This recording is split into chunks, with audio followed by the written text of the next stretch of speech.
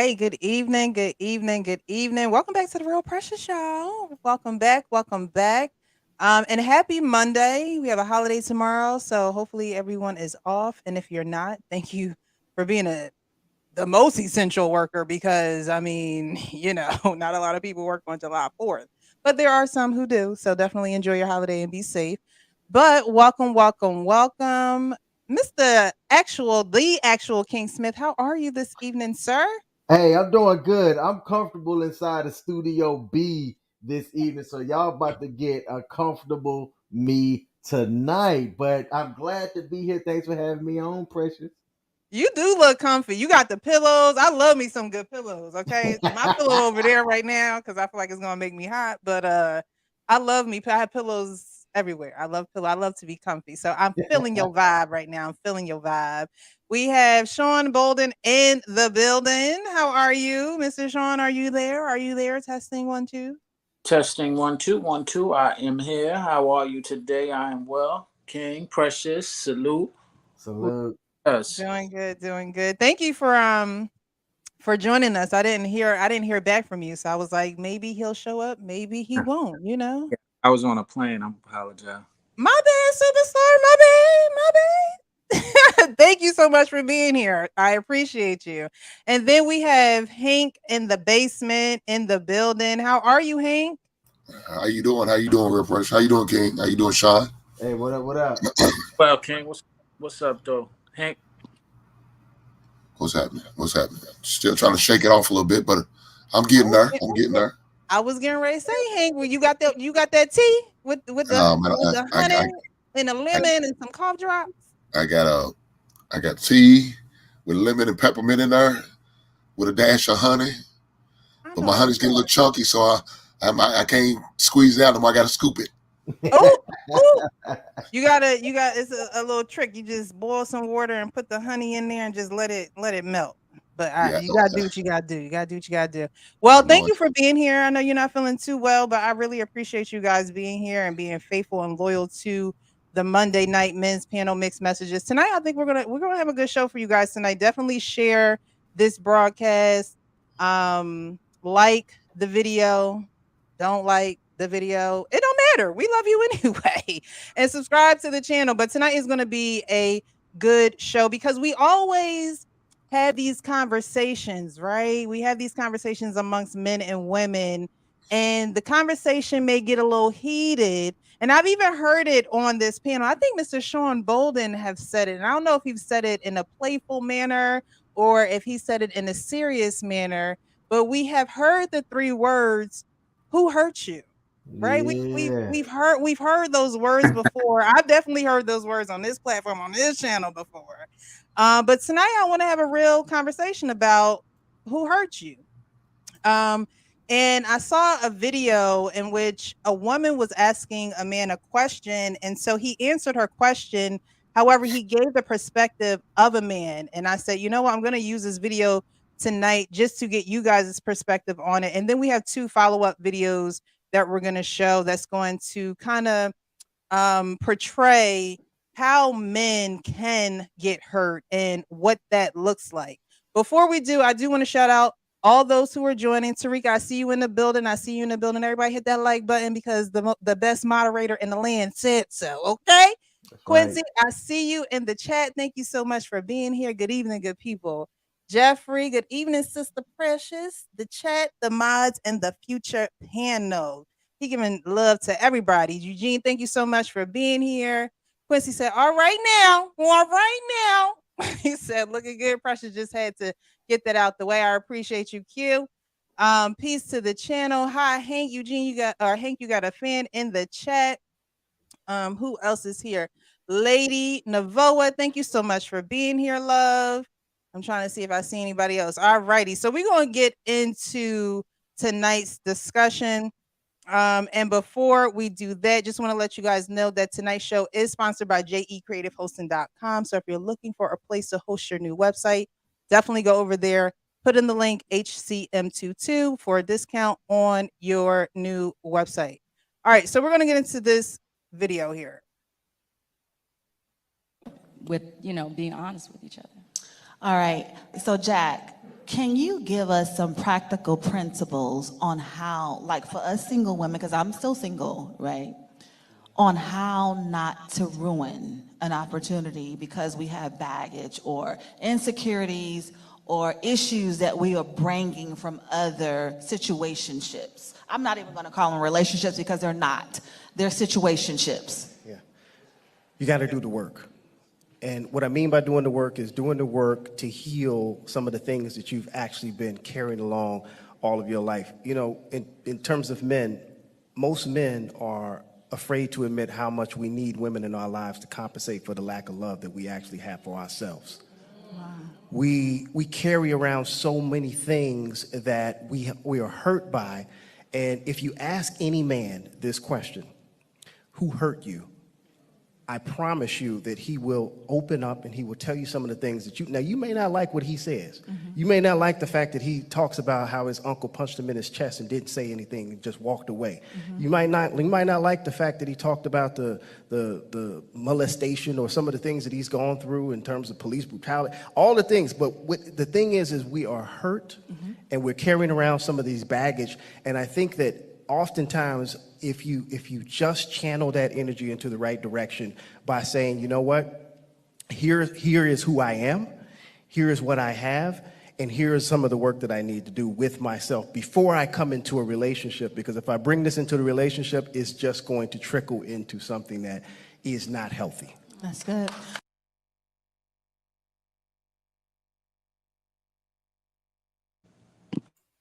You muted. You muted. Thank you. I wanted to play that clip first because I wanted us to have a premise on the next two clips that we're going to play. Now, a woman asked the question, you know, what can we do as women to avoid certain hardships, knowing that we have baggage coming into the relationship? And when he answered the question, he gave a short answer and said, you got to do the work, right? Everybody knows that you have to do the work. But then he twisted it and he gave the perspective from a man, saying that if, you know, men are afraid to admit that they need women because of the lack of the love that they have for themselves, men carry around a lot of things that they are hurt by. And so I found two clips that really portray how men can get hurt. And one is a parental relationship and the other one is a romantic relationship. But before I go on to those two clips, do you guys have anything to say about the first clip first before we move on? We're going to circle back around it to like sum it up, but do you guys have anything to say about it now? No, I mean, I think that what he said pretty much is true. Was actually just having that conversation with somebody right before this live stream, and the conversation was about that exact subject. Mm-hmm. And the message was pretty much the exact same message or 90% similar. So I don't have anything really to add to it because I think that was pretty spot on. Okay. I don't have anything to add just yet, so I'm gonna continue to listen and be attentive. Okay. I agree. He definitely summed it up pretty well and really targeted some things that we sometimes are challenged with and we need to address a little bit better. Mm-hmm. All righty. So we're going to get into the first clip. And the first clip is of a mother and a son. A lot of times you'll hear people say, well, if you want to know how he's going to treat you, look at the relationship that he has with his mom. That's not always true. But then again, that is the first relationship that you have with a woman. So it is an important relationship to, you know, get some information on, you know, how is the relationship with him and his mom. And so I came across this clip, across this video. I watched the whole video, so I know what happens in the whole video. But I wanted to play this because this can be the seed. This could be where the seed of hurt is planted in a young man's life. So we're going to play this and I have some questions for you guys. has this fight been going on between you? When I try to talk to her, she don't want to listen. You don't either. You don't either. I try to listen to my mom. You All she don't does either. is yell. I don't want to You listen to don't nobody either. yell all the time. Well, if somebody Yelling is a not headache. listening to me and they saying blah, blah, blah and rolling their eyes and slurring it up like you better than I never everybody say else, blah, blah, of course blah. I'm going to yell. If I 'Cause all don't feel you like do he is yell. listening, then of course I'm going to yell, duh. And see why he talking about, What? I don't want my other son to be out because he's smart, he's in being, he do stuff. This boy don't have no interest in nothing. He don't have no, and you I talking about have make good interest in a grades. lot of stuff. Nah, baby, I'm not gonna make it like I'm just super smart, but I'm trying to work on myself. Brandon, Yeah. what are you interested in doing? I'm trying to be I'm a so musical sick of 'em. engineer. I want And to go like- to college You wanna so do I can be in music? You want to do a musical engineer? Yeah, because I love music. Well, what's your relationship with your father like right now? My father, we don't even have a relationship. Me and my dad don't have a relationship. We don't. When was the last time your father told you he loved you? I don't even know. That, like, You don't know. I don't know. Okay. When was the last time your father gave you a hug? I haven't had a hug from my father. Probably like on Christmas. Okay. Do you hug him often? No. Nope. We don't hug. We don't do nothing. I don't like it's him not enough even- to hug him. I don't like her like that. That's why I don't like her. I don't hug her. I don't even tell her I love I her love like him, that. but damn, I want to get to the point where I want to hug him and I want to, pat him on his back and stuff. And I do say good things because I say things like, oh, you ain't gonna be, or you gonna be like your daddy because you did really ain't. not So gonna make it don't matter. But that's what you remind me That's of. not gonna All make me that try to do talking, any better. all that shutting the door in my face. That's the same stuff his daddy did. Like I told him, you act just like your daddy. All right, y'all. Let's talk Ooh. about it. Let's talk about it. That was hard to. Yeah, was- somebody said that her voice irks the life. Quincy said her voice irks the devil out of me. Man, I understand the daddy. Right. I She- understand daddy. Yeah, you can definitely hear it in the voice that the daddy left the mom and not the child. You can definitely hear that in her voice. But I wanted to ask you guys this first question. So seeing what you just saw, right?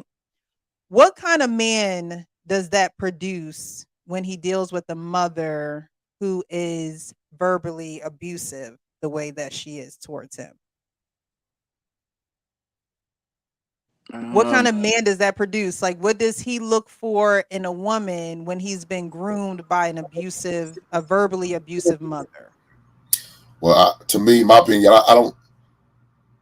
The woman he's going to get, I don't think he's going to be. He's not going to be able to deal with a woman who's acting like that, talk like that. He's going to be real short with her. I feel like probably any type interaction that's not a cordial interaction, yeah, he's going to cut it short, cut it off, and probably leave her. Because he's not going to have a tolerance for it because he's immune. He's probably been dealing with that shit all his life. I don't know how old the young man is. I don't know if it even says, but looking at him, he's probably maybe early 20s. You know what I'm saying? Mm-hmm. You know, and if he's been dealing with this ever since he came out the womb, and now what she does is compare him to his brother, how good his brother is. That's not helping his self-confidence. You're not building him up in any type of way. You verbally abuse him to him. You emotionally abuse him to him. Talk about you don't even hug him. You don't even want to touch him. The only reason why you got to love him because he's yours. If it wasn't for that, he wouldn't love you. Everything about this woman is wrong. We understand why he act like a child because he's got a child mindset. He doesn't have a man around. He doesn't know what it takes to be a man. But she's acting just like him, a child. She's instead of responding like a grown person should, she's responding like a child. And that's not good. So you're not showing your son anything positive. You're not showing anything uplifting. You're not encouraging him. You're not building him up. You turn him down every time you get a chance. And now he's up to the point where he doesn't even care anymore. That's not how we come out. Boys come out, we love our mother. We'll do anything in the world for our mother. We'll die for our mothers. But when that boy's to that point like that, yeah, you killed him out. He has no faith, spirit, or wants to have any type of relationship with that woman no time soon. It's going to take a lot of years of therapy for that boy to get to a place where he can even accept a hug from her, let alone words of kindness that she means and that he can take as truth and honest. Mm-hmm. Just my Now, opinion. Now he's not gonna, love his mother, but I'm wondering what kind of woman that will attract, because will he now look for a woman who is nurturing like his mother wasn't? Because you have women that's like, well, I don't want to be your mom. You hear that all the time, but they really weren't mothered. He's gonna get that woman that's gonna be quiet, meek, and calm, collective, and no, just the opposite of his mother. I think, because he's dealt with that so much and so long, and you can hear the hurt in his voice. You hear the frustration and disappointment that he has in her. And like I said, it doesn't help that she seems like she constantly compares him to her brother. Right. That doesn't help either. So yeah, I think he's going to get a woman just the opposite. A woman like that, like what his mother is, he will not tolerate that. He will have no time for that shit. Because he said, I just got away from this heifer. Why would I want to get into a marriage or a relationship with another one just like this? I don't see it happening. Okay.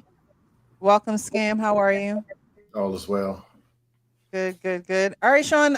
What do you think? So, what kind of man do you think this will produce, and what outlook do you think he's going to have on women, knowing that his mother was the first woman to pretty much verbally abuse him? It can go one way where he does find somebody opposite, which should be a blessing because he has actually identified things that he does not like, and has identified what he does not want. So he might be ahead of the curve than well far ahead than some of us men are.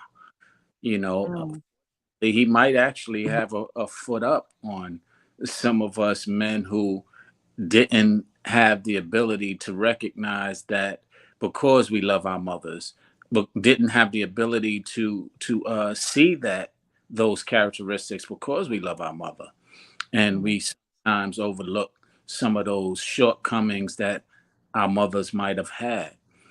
But I believe that in his case, he is ahead of the curve because he knows, I don't want that. I don't like that. I don't need that. And it's the unfortunate thing is the only way he'll ever be able to hug that is if that changes.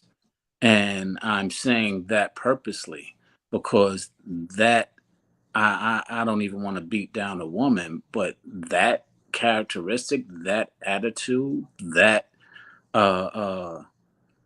belligerent, condescending. I mean, we can think of a lot of adjectives that can describe that. And unfortunately, that is so popular in our communities that is destroying a lot of potential relationships. Hey, if a person is trash and needs to be beat down, gender don't matter. That lady was hot trash. And when I saw the video, I said I gotta cut my camera off because my blood pressure is boiling. That lady is going traumatize her son, compared him to his father, which she has no respect for. She has no respect for her son because apparently the son reminds her so much of the dad that is he should distance himself from her and focus on himself. And just because that's his mama, to me, he is under no obligation to do anything for that woman while he grown. I tell him to run. Ooh. Get away. I agree. And I would say, I promise you, had that been us, you would have heard me say, lady, who hurt you? Yes. Who hurt you? I promise you would have heard that. All right. So, Scam, you haven't spoken on the topic yet. What do you think? What kind of man do you think this will produce? And what outlook do you think he's going to have on women dealing with his verbally abusive mother? I think she passed on the trauma into him. So for him to say he's going to go get some queen goddess, no, he's not going to be able to attract one of those. He's already just as negative as she is. She replicated herself. So he'll be on the dust panels in a couple of years, complaining and crying about women all day. he'll be part of the Blame the Women's Committee. The fact that he's willing to go back and forth shows that it's not, how to explain it. If he was some kind of, I'm looking for something different, I want to be different, he'd just be sitting there quiet the whole time, or he just wouldn't be there. Like if that was me and some woman, let's get on a talk show, I wouldn't go.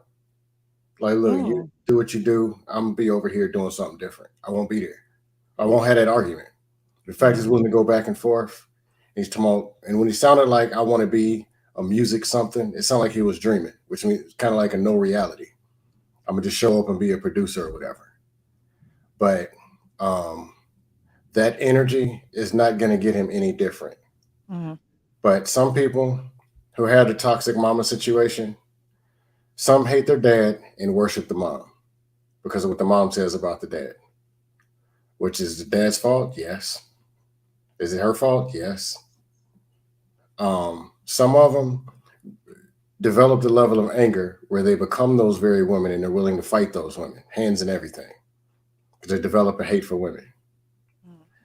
Some of them just be weak, just weak as hell. That's all I got. Okay. I'm going to play it again. It looks like we do have some newcomers, so you guys may not have seen the video that I did play. So I'm going to play it one more time. And after I play the video, I'm going to ask you guys one more question about this video to get your perspective on this. We came all this way. Oh, wait. Lord, that ain't the video, though.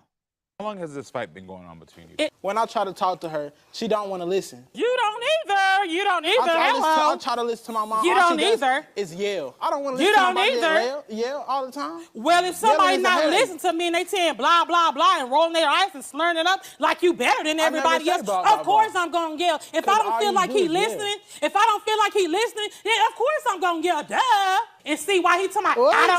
I don't want my other son to be out because he's smart, he's in being, he do stuff. This boy don't have no interest in nothing. He don't have no, and you I talking about have make good interest in a grades. lot of stuff. Nah, baby, I'm not gonna make it like I'm just super smart, but I'm trying to work on myself. Brandon, Yeah. what are you interested in doing? I'm trying to I'm be a so musical sick of 'em. engineer. I want to like- go to college You wanna so do I can be in music? You want to do a musical engineer? Yeah, because I love music. Well, what's your relationship with your father like right now? My father, we don't even have a relationship. Me and my dad don't have a relationship. We don't. When was the last time your father told you he loved you? I don't even know. That, like, You don't know. I don't know. Okay. When was the last time your father gave you a hug? I haven't had a hug from my father. Probably like on Christmas. Okay. Do you hug him often? No. Nope. We don't hug. We don't do nothing. I don't like it's him not enough even- to hug him. I don't like her like that. That's why I don't like her. I don't hug her. I don't even tell her I love I her love like him, that. but damn, I want to get to the point where I want to hug him and I want to, pat him on his back and stuff. And I do say good things because I say things like, oh, you ain't gonna be, or you gonna be like your daddy because you really ain't. not So gonna make it don't matter. But that's what you remind me That's of. not gonna All make that me try to do talking, any better. all that shutting the door in my face. That's the same stuff his daddy did. Like I told him, you act just like your daddy. And she smiled like she had a point to prove at the end. Like she's been saying this his whole life, meaning she's really mad at the dad. Like you really mad at your dad because some things are passed down to children from their parents in their blood. There are just some things that I have a friend whose father and his brother, which is the father's son, act just alike. They don't talk, they don't get along, they don't hang out together, but they act just alike.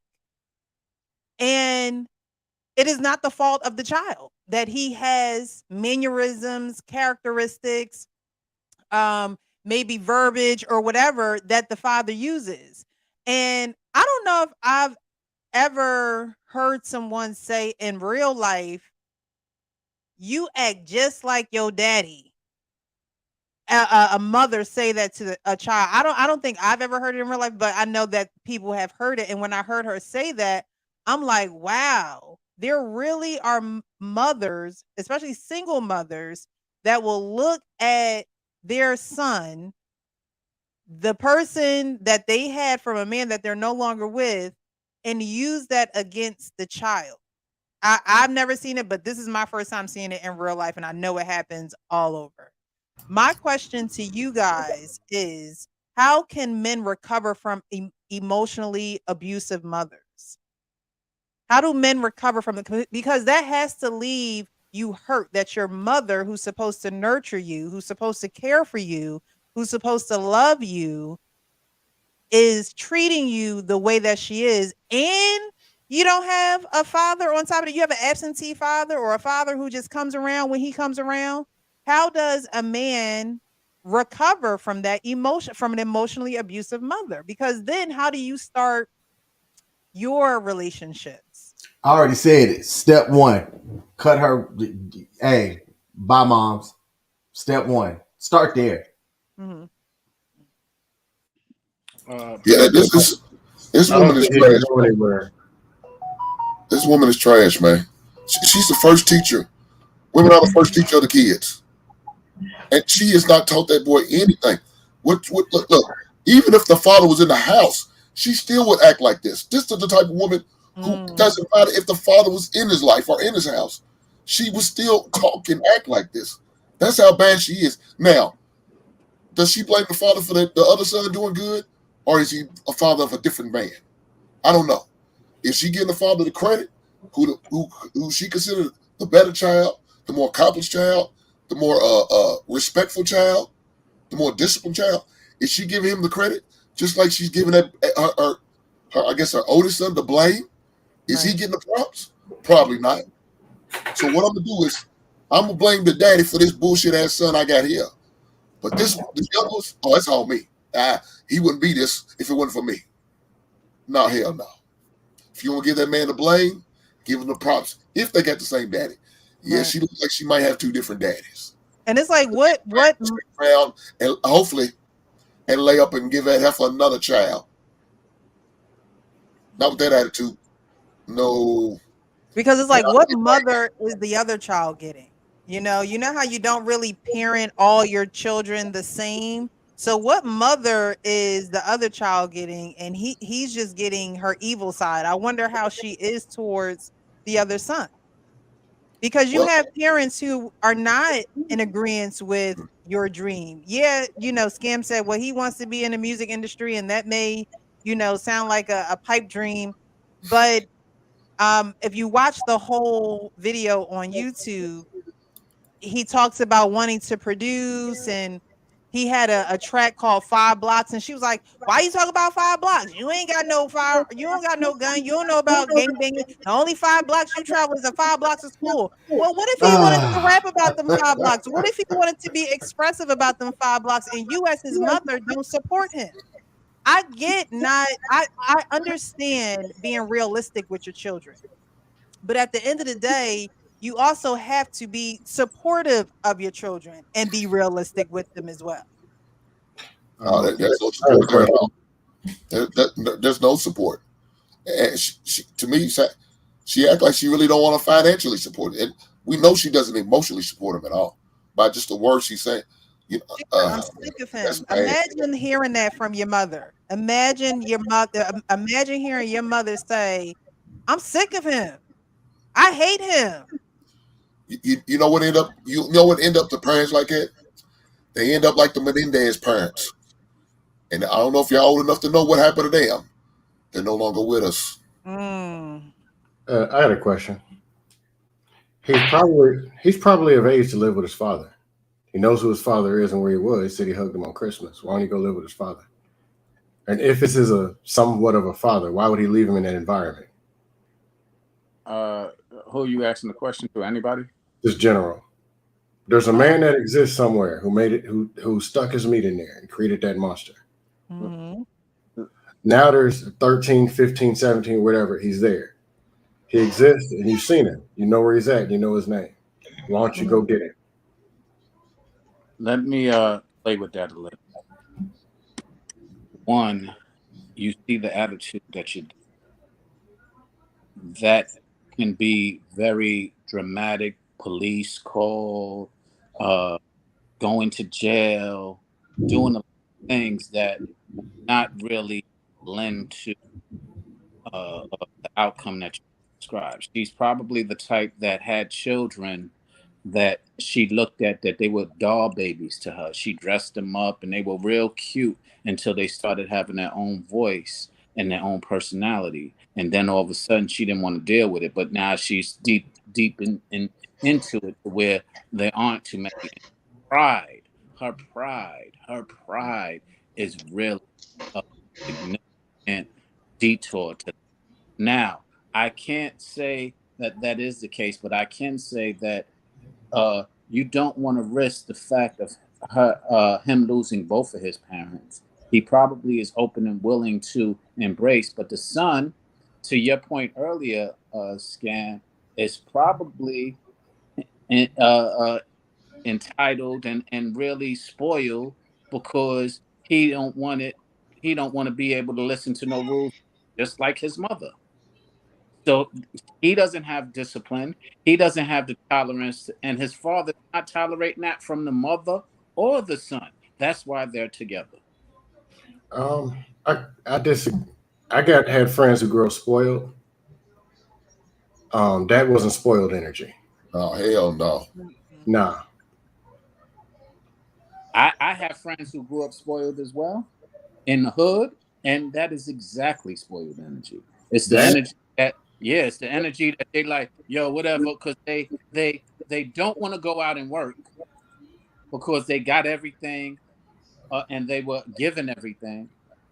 And that's the spoiledness that I'm referring to. It looks like she gave him everything. He's very healthy, so he's eating. Spoiled with that type of energy, though? Absolutely. But she's going to compensate all the things that she's not doing right. She's trying to compensate by giving them stuff. I don't know. What is she giving him? Besides hell? I don't know. Even as a kid, no one wants that energy to the point where money doesn't matter, even as a child.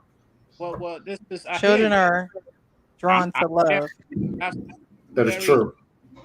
I've seen I've seen it very direct to where the kid is sitting there complaining, but he's acting just like the mother because the mother overcompensated with giving him things that he wanted. Like, for example, most of my robber friends, the reason why they became robbers is because they were spoiled all their lives, and then when the parents couldn't afford what they wanted, they went out and took it. They were and so their life of crime started. And I look at it from that standpoint that they were just spoiled and they didn't get their way. And when they couldn't get their way, they took their way. Now, him, on the other hand, you have the opposite side of it to when you don't get your way, you just sit and complain about it like he was seemingly doing in this video. So I like I said, I'm just playing devil's advocate because I've seen both of those devils. Yeah, I just seen it as a different. I seen different type of energy. My friends who were spoiled, they couldn't do no wrong in their mama's eyes. It was more like a son-husband type. A couple of them ended up robbing and whatever because they had no discipline. They thought they can do whatever they want, whatever, because they can always come home and there was no standard, and the mom would always love them. But the ones in family, whatever, that grew up under that, like reckless chaos, it's just a level of hate that just keeps going on. There was no spoiling going on. That's just what I've seen. And I hear you, but you just kind of described what the context of what I'm referring to, which is basically you have no consequence. Yeah, I mean, to me, she looked like, she regret, not going to the and getting that morning after pill. She should have went to a clinic and got rid of him. That's the energy she gives off to me. She regrets. Yeah, she regrets having him. That's somebody who doesn't want to be a parent. Yeah, she doesn't. Probably tells him when he's 18, she's gonna throw him in the street. There's no way I can sit there and say that comes off as spoiled energy. It's obviously that's not the case because she's praising another son. So it's not. It's not spoiled energy. Son, but if because he's a good guy. If he was bad, she would be feeling the same way. I should never had kids. Period. It's not because he's a good guy. The question was, son, She feeling like, man, I wish I never had you. I wish you was never here. I wish I never slept with your father. I should have got rid of you when I had the opportunity, and he gave me that $150 to go down to the clinic. Instead, I chose to keep that money and buy a purse. And what I should have did was use the money for what it was intended for. That's the energy she gives off to me. Nowhere near spoiled. I understand, Sean. I agree. I think that she get, but the point that I'm making is not about the energy she's giving off. It's about where that energy came from. I don't think she was like that all the time. She just basically, I'm sorry, let me take that back. I think that she is controlling. And when she can't control it, she acts out. And that's to what she's creating. A young man who is going to be controlling. When he can't get his way, he's going to act like a spoiled little brat. And that's what I mean, the context of spoil I'm referring to. I don't know. I don't know if that turns a little boy into a spoiled brat because his mom can't get his way. I think that turns a boy into someone that doesn't want to be around their mom. But I do want to get grooming and reviews 101 in here. How are you, sir? Thank you so much for being here. Thank you for having me. Mm-hmm. Oh, I got a lot to say on this one. Let me give you a little backstory because you guys don't know me. I was in a serious relationship with a lady a little older than me. We were at 10 years difference. And she treated me like a child half the times. She couldn't stop being a mom, but she was very, very spoiled.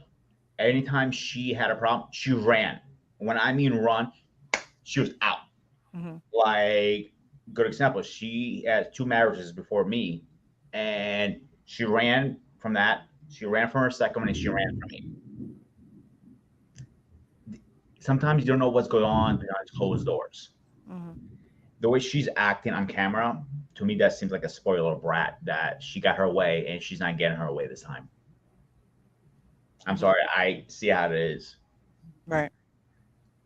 Right. Because the communication between them two, she says, well, when you do this, of course I'm going to yell.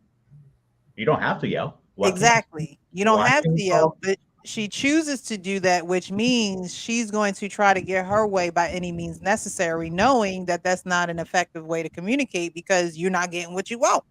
And then to put a cherry on top, she goes, you do this and you do that, and your dad did the same thing, and that's why you just like your dad. So it's only but so many times, and young children only have, like I said, children gravitate towards love, period. You don't have to have the most. You don't have to have $1 billion. You don't have to go on trips every, week. And like, children gravitate to who hugs them, who loves them, who kisses on them, true. And who, affirms them. That's what children do, period. But if they're not getting that, they're going to turn the other way. They're going to turn the other way. And so for a woman, a mother, to not know that her son is hurting, because this eventually causes hurt. Again, no child wants to be left asking the question, why doesn't my parent not love me or like me? They don't want to ask themselves that question. Now they may have to ask themselves that question, because that's a question you have to ask yourself. I believe everybody should ask themselves, do my parents like me? Do I like them? It's part of getting to know who you are and getting to know who your parents are in the adult life. Because you do what your parents say when you're younger, but as you get older, you have to go back and analyze and assess some things. But no one wants to sit with the harsh reality that my mother doesn't like me. And she has told me she hasn't liked me. And she expresses to me how she doesn't even believe in what I believe in or my dreams. And she tells me how much I'm like my father, who I haven't seen since however many Christmases ago. You continuously getting that type of tongue lashing, you're eventually going to be worn down. And so how do you then recover from that? Because you may look at women like, I can't do it with them. You may have this period of time where you're just like, Don't look at me. Don't talk to me. Don't touch me. I don't know what to say to you. I don't know how to even act towards you because the one I got at home is like a wild animal and you just might be the same as well. You know? So that's a young man. That's a young man. We're going to get into a clip where we have an older man that is going through hurt, pain, and his woman is not necessarily supportive, almost like the mother wasn't supportive of this son. Before I get to that, though, I do want to read some of these super chats. So the world class says, so nobody hugged this boy his whole life. And it's ironic that you say that, the world class, because I watched the whole clip, and at the end of the clip, Karamo made her commit to hugging her son. And after she hugged her son, he had the biggest smile on his face. He said, that felt good. It made me feel like she loved me. So they did end up getting a hug, but if that continued past that day, who knows? Because she has a lot to work out in her, and I don't think something like that happens overnight, but you do have to take that first step in practicing what you eventually want to see in your life. So Eugene still says he could be the man who causes pain to a submission woman, or he could end up with a woman who can emasculate him easily. So that his mom can either be the catalyst of the woman that come into his life or the reason why he don't want to deal with a woman like that. SB says that seems logical, but since that's all he knows, he will subconsciously seek this type of woman out. He will run over a meek woman, unfortunately, in my opinion. So subconsciously, he might get with a woman like that, that's yelling at him, telling him what to do, you know, and he just may keep her around, but still be out here in the streets. He could go that way. Who knows? SB says counseling. So yeah, he's definitely going to need, we're going to get into some things that can help men and everyone with their hurt, but counseling is an option that he can definitely undergo. SB says it didn't start with her. I bet this is generational. She probably doesn't know how to be a loving mother because she didn't have one. Yeah, or she didn't have a father to teach her how to respect men and children. Like, you just don't disrespect children because you don't like the person that you procreated with. That doesn't fly. So you know, it's definitely a lot going on with her. Big Daddy G said that young man didn't say 10 words and she interrupted and flipped it all on him. No accountability. And what would curb that in my day was the church. Yes, child. That's what happened in my day too. Like, you gonna write this scripture 100 times because you done must lost your mind. Oh, I thought the church was what they was calling a belt. I'm sorry. Well, that was part of it too. Like, that was part of it too. All right. Welcome. How do you say your name? Oh, Jedi Mike. Jedi Mike? Oh, you never met Jedi Mike? You ever met me before? I don't think so. I'm incognito. Oh, really? Like, you know, I got married, so in this space, but yeah. Maybe we've been on a panel before. Maybe Lapeef. I think you look familiar, but I don't know if you've been here before. So welcome. Thank you for being here. Thanks for having me. And is there anything that you wanted to add towards this conversation before we move on? Talking about men experiences through like pain and hurt in a relationship. Well, in the first clip that we played, he actually experienced it through his mother. So his mother was very verbally abusive to him. Did you see that clip that we played? Yes, ma'am, I did. So yeah, so we're talking about that clip, and then we're going to move on to a further clip. So I just wanted to see if you had anything that you wanted to add before we move on. Well, I mean, just with anybody, whether with men or children, you have to understand that that a lot of the relationships that we have with ourselves and our individual lives, we become a byproduct of that relationship we have with our mothers. Some women have a relationship with men based off the relationship they have with their father, and they don't know how to actually communicate effectively or understand, as a child, how to properly go through situations, or more importantly, conflict. Right. So we might get into a situation of either self-loathing or saying as us as men, well, we're always told we're worthless and we're not, need to be respected. So then when we get older, we don't respect ourselves. And then with that, around us, around other people, they get affected by that. So I just think that's kind of very important to dictate that in a younger age. Mm-hmm. And I definitely agree. The examples and the role models are definitely necessary. However, in today's day and age, you're seeing less and less role models and less examples. And so now we have to go where they go. And a lot of times it's to YouTube. So that's why we're having these conversations.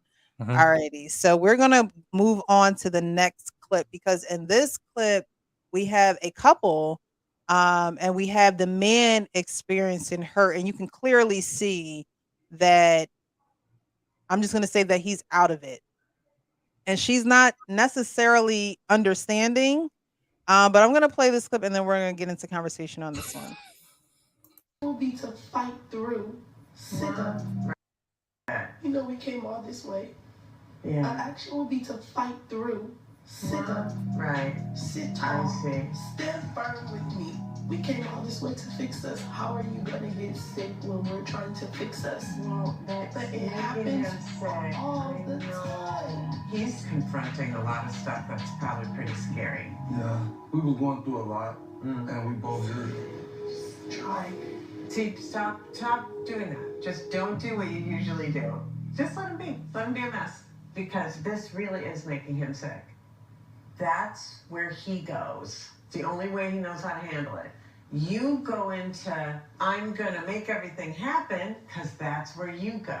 A lot of times when we want to fix the other person and we want them to get it together is because I want you to get it together so my needs can get met. That's not selfish. That makes all the sense in the world. That's not how I feel though. No. Why do you want him to get it together right now? I want him to get it together for him. If you want it for him more than he wants it for him, he will continue to let you want it for him. Because to go, I think I might want to be better. That's a lot harder than going, she always wants me to be better. Then I get to fight you instead of fighting myself. As long as he can fight you, he's not gonna fight himself. So you want to get out of the ring and let him just deal with the man in the mirror. That's where the power is in somebody changing. Before we go on to the second half of this clip, did you guys what did you guys think of it? Because like I said, you could clearly see that he's hurting and she just won't allow him to be a mess, right? A lot of times women want to fix things. What can I do? We the helpmates. What can I help you with? And what do you need? But we're doing that so much that we're not necessarily taking a step back and seeing how he naturally deals with what he's dealing with without our 2 cents, without us wanting to just step in and help because we feel like just because we're there, we have to do something. She's not allowing him to be a mess. Have you guys ever experienced a time in your life where you felt like it was spiraling and you just needed to be a mess and someone just couldn't understand that? Like I always say for people, like sometimes you gotta sit in your shit. Like, you know what I mean? I say that because sometimes you don't need the outside voices. You don't even need the voice of the person that you're with. You really have to just get yourself together, and that takes for you to block everyone and not listen to what everyone has to say. And I can only imagine, as women, we do that, or we're supposed to do that, sit in silence. But I can only imagine a man having to do everything that you guys having to do, but still find time to just sit and be a mess. Do you guys ever get a chance to just be a mess? Yeah, we do. Are we speaking on this video? Because this video is disturbing. Yeah, we are. And it's the second half to it, so it kind of explains the first half. But yeah, but go ahead. Buckle up. Yeah, I'm gonna stand by it. I'm gonna stand by and let it play out there. But Okay. as far as your question, can we ever be a mess? Yes, we just gotta communicate with our significant others and let them know, hey, I'm going through it, Mhm. and hopefully, she's that type of person who's gonna be understanding, gonna give you that space, and of course, her nature spirit's gonna ask, well, what can I do to help you? Just give me some time, Mhm. and express that. Let it be known, I need some time, and when I'm ready to talk about it, we're gonna discuss it, and we're gonna talk about it. We're gonna laugh about it. We're gonna cry about it. We might even have to yell about it, but give me some time so I can work through some stuff, and we're gonna table this, and we're gonna address it then. But right now, it's just not the time. I needed some time to, get through my mental, emotionally, and all these things I'm going through. I just need some time, and so, like I said, hopefully, she respects him enough to give him that time and be patient with him, and understand him. Don't try to rush him. Don't try to push him along. Just allow him to go through it. If it means it takes a couple of days, allow them 2 days to happen. Periodic check in. Make sure he's good. Make sure everything's good. If you need to, or ask him, are you ready to talk about it? And if he says yes, then allow him to talk. You just be a great listener. Don't try to get her to dominate the conversation, because it's not helping it. Allow him to express himself. Allow him to let him know what's going on and how you feeling. What was all the issues about? Let him do that. I appreciate that. Thank you, Hank. Anybody Uh, wants to go next? King? Yeah. I recognize the way that she was holding his hand when they were on that couch. I recognize that hold. If you think about it and you juxtapose these images side by side, that's the same way that Derek Jackson was holding his soon-to-be ex-wife's hand when they were sitting on that couch. Now, I said this as a joke, right? But at the same time, it's true when you look at it. She had that hand clutched in, which to me indicates like that dude is hurting. It's obvious. And to me, I see a lady that is trying to control the narrative and control the situation the same way that Derek Jackson was trying to control that narrative and that situation. Yeah, like the therapist was saying, don't do what you usually do, which means you probably say, sit up, get yourself together. We came all this way. And that's why men don't want to go to therapy, because it's like, I gotta listen to her in the corner, or I gotta get in the car and hear her say, you could at least did this while you was in there. Put on something that looked presentable. Don't be going in there with no sweatpants and a t-shirt and a hat. Just handpicking them. Right. Handpicking them. Right. I'm trying to figure this out. King, are you saying she was the one cheating? And he caught the video of she getting pounded? Is that what you're saying? No. I'm saying They- she's controlling of the situation all the time and not giving this dude time enough to breathe. You can tell by the body language that she's having. This Nah, I is know what you mean. I'm just bullshitting. That's all. I got you. Yeah. I realized it after. I realized it after. But it's very similar even with mothers with sons too, when they're trying to communicate and they're telling like man up or no, you're crying, whatever. It's like I'll be transparent. I had that type of relationship with my mother like when I was growing up, because like I have both my parents in my life and everything. But my mother, especially she's like came from an abusive background, that she come very overprotective. And just as women, you want to protect the man that you're in a relationship with. That's just in your nature if you truly care about him. And even though I'm not questioning the woman's intention, we all know the road to hell is paved through good intentions. And even with just her body language, is that her reaction in terms of her being so uptight and again, holding his arm is causing him to respond with that, to be emotionally numb. Right, because he almost, just the way he was sitting in it's the almost chair, like she was the anchor, like she was just holding him down. And he just looked like he was almost just like, I'm not saying incapacitated. He just looked like he just not even present. Lifeless. And that's what a lot of I don't even want to put this on men too. I see a lot of women, be in the situations where they can be emotionally numb as well, right? Their experiences, right? And even then, when we're trying to have conversations, you can see she was also trying to talk to the counselor and tell her how to explain things, whatever, and say, no, let him, no, I'm the therapist, let him talk, and then she's like, say, no, if this happened, blah, blah, blah, blah, again, she's trying to micromanage instead of actually taking that step back and control, because she, you know, if she feels like she let go, then that's basically losing her sense of power. Right. I totally agree. Grooming and reviews. Oh, Yeah, oh man, it seems like she's poking and poking and poking and poking and poking. After a while, that poke is gonna become very bruising and hurtful, and you want to walk away and just decompress sometimes. It's, you know, chill the F out. Right. And just relax and take a deep breath. You know, walk away from the situation. You go in your room or whatever you do, whatever your Zen place is. Let me go to my Zen place. Mine is my gaming. Let me game and or take a drive and just think of it before start screaming, start saying things you don't mean, and who knows what else can happen. Right. Just saying. Yeah, that woosah can do a lot.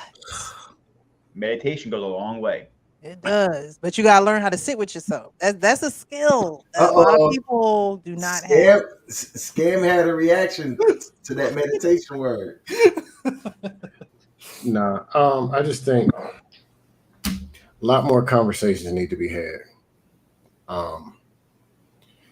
People respond to stimulus the way that they respond is usually based on what they've seen or what they felt, meaning most behavior is taught. If a woman is controlling, somewhere in her mind, somebody taught her that she was supposed to control, and that is some form of a right answer. Or some form of something that somebody else is doing is a wrong answer. So she's trying to control. Probably in her childhood, you'll find where someone controlled, or someone taught her that that's what you're supposed to do. Or there's some false expectation of what he's supposed to be doing, and this is the right answer. So it could be from controlling parents. They controlled her, and she turned out okay, so she thinks that's what you're supposed to do, be controlling. Just like kids who get beat. A lot of them just turn out violent and crazy. Let's be real. But some of them turn out and be okay, but where do they go? They go tell you, all right, anytime something's wrong, beat them. Beat them, throw them in prison and beat them some more. They think it's the right thing to do. Right. Like there's multiple different personalities. So there are things that could work, or at least a person thinks that they work, though they didn't. And then they think they're solving a problem, though they're making a problem worse. But with improper communication, a lot of people think, that's why I hate traditionalism. Because it was nothing but don't look left, don't look right. Everybody, your dad was a farmer, you get out there on the farm and you go farm. They didn't give you an opportunity to think outside the box and really solve problems. Anything of communication, asking why, is considered back talk. So nope, you in this box. Just like her telling this man, nope, you got to solve that problem like this. Get back in that box. We're going to go forward.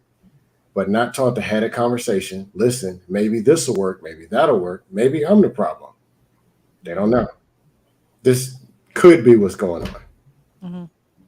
That's all I got. All right. Well, thank you. Ikene just joined the panel. Are you there, sir? Yes, I'm right here. How you guys doing? Well, we're doing well. Thank you so much for being here this evening. Was there anything that you wanted to add to the conversation before we move forward in the video? I would say you guys should move forward because, except if you want to explain it to me, maybe ask the question one more time, then I might be able to chip one or two things in. Well, what was the topic? The last question that I asked was, when are men allowed to be a mess? To be a man? No, to be a mess. To be a mess? Yes. Oh, no. You see, no.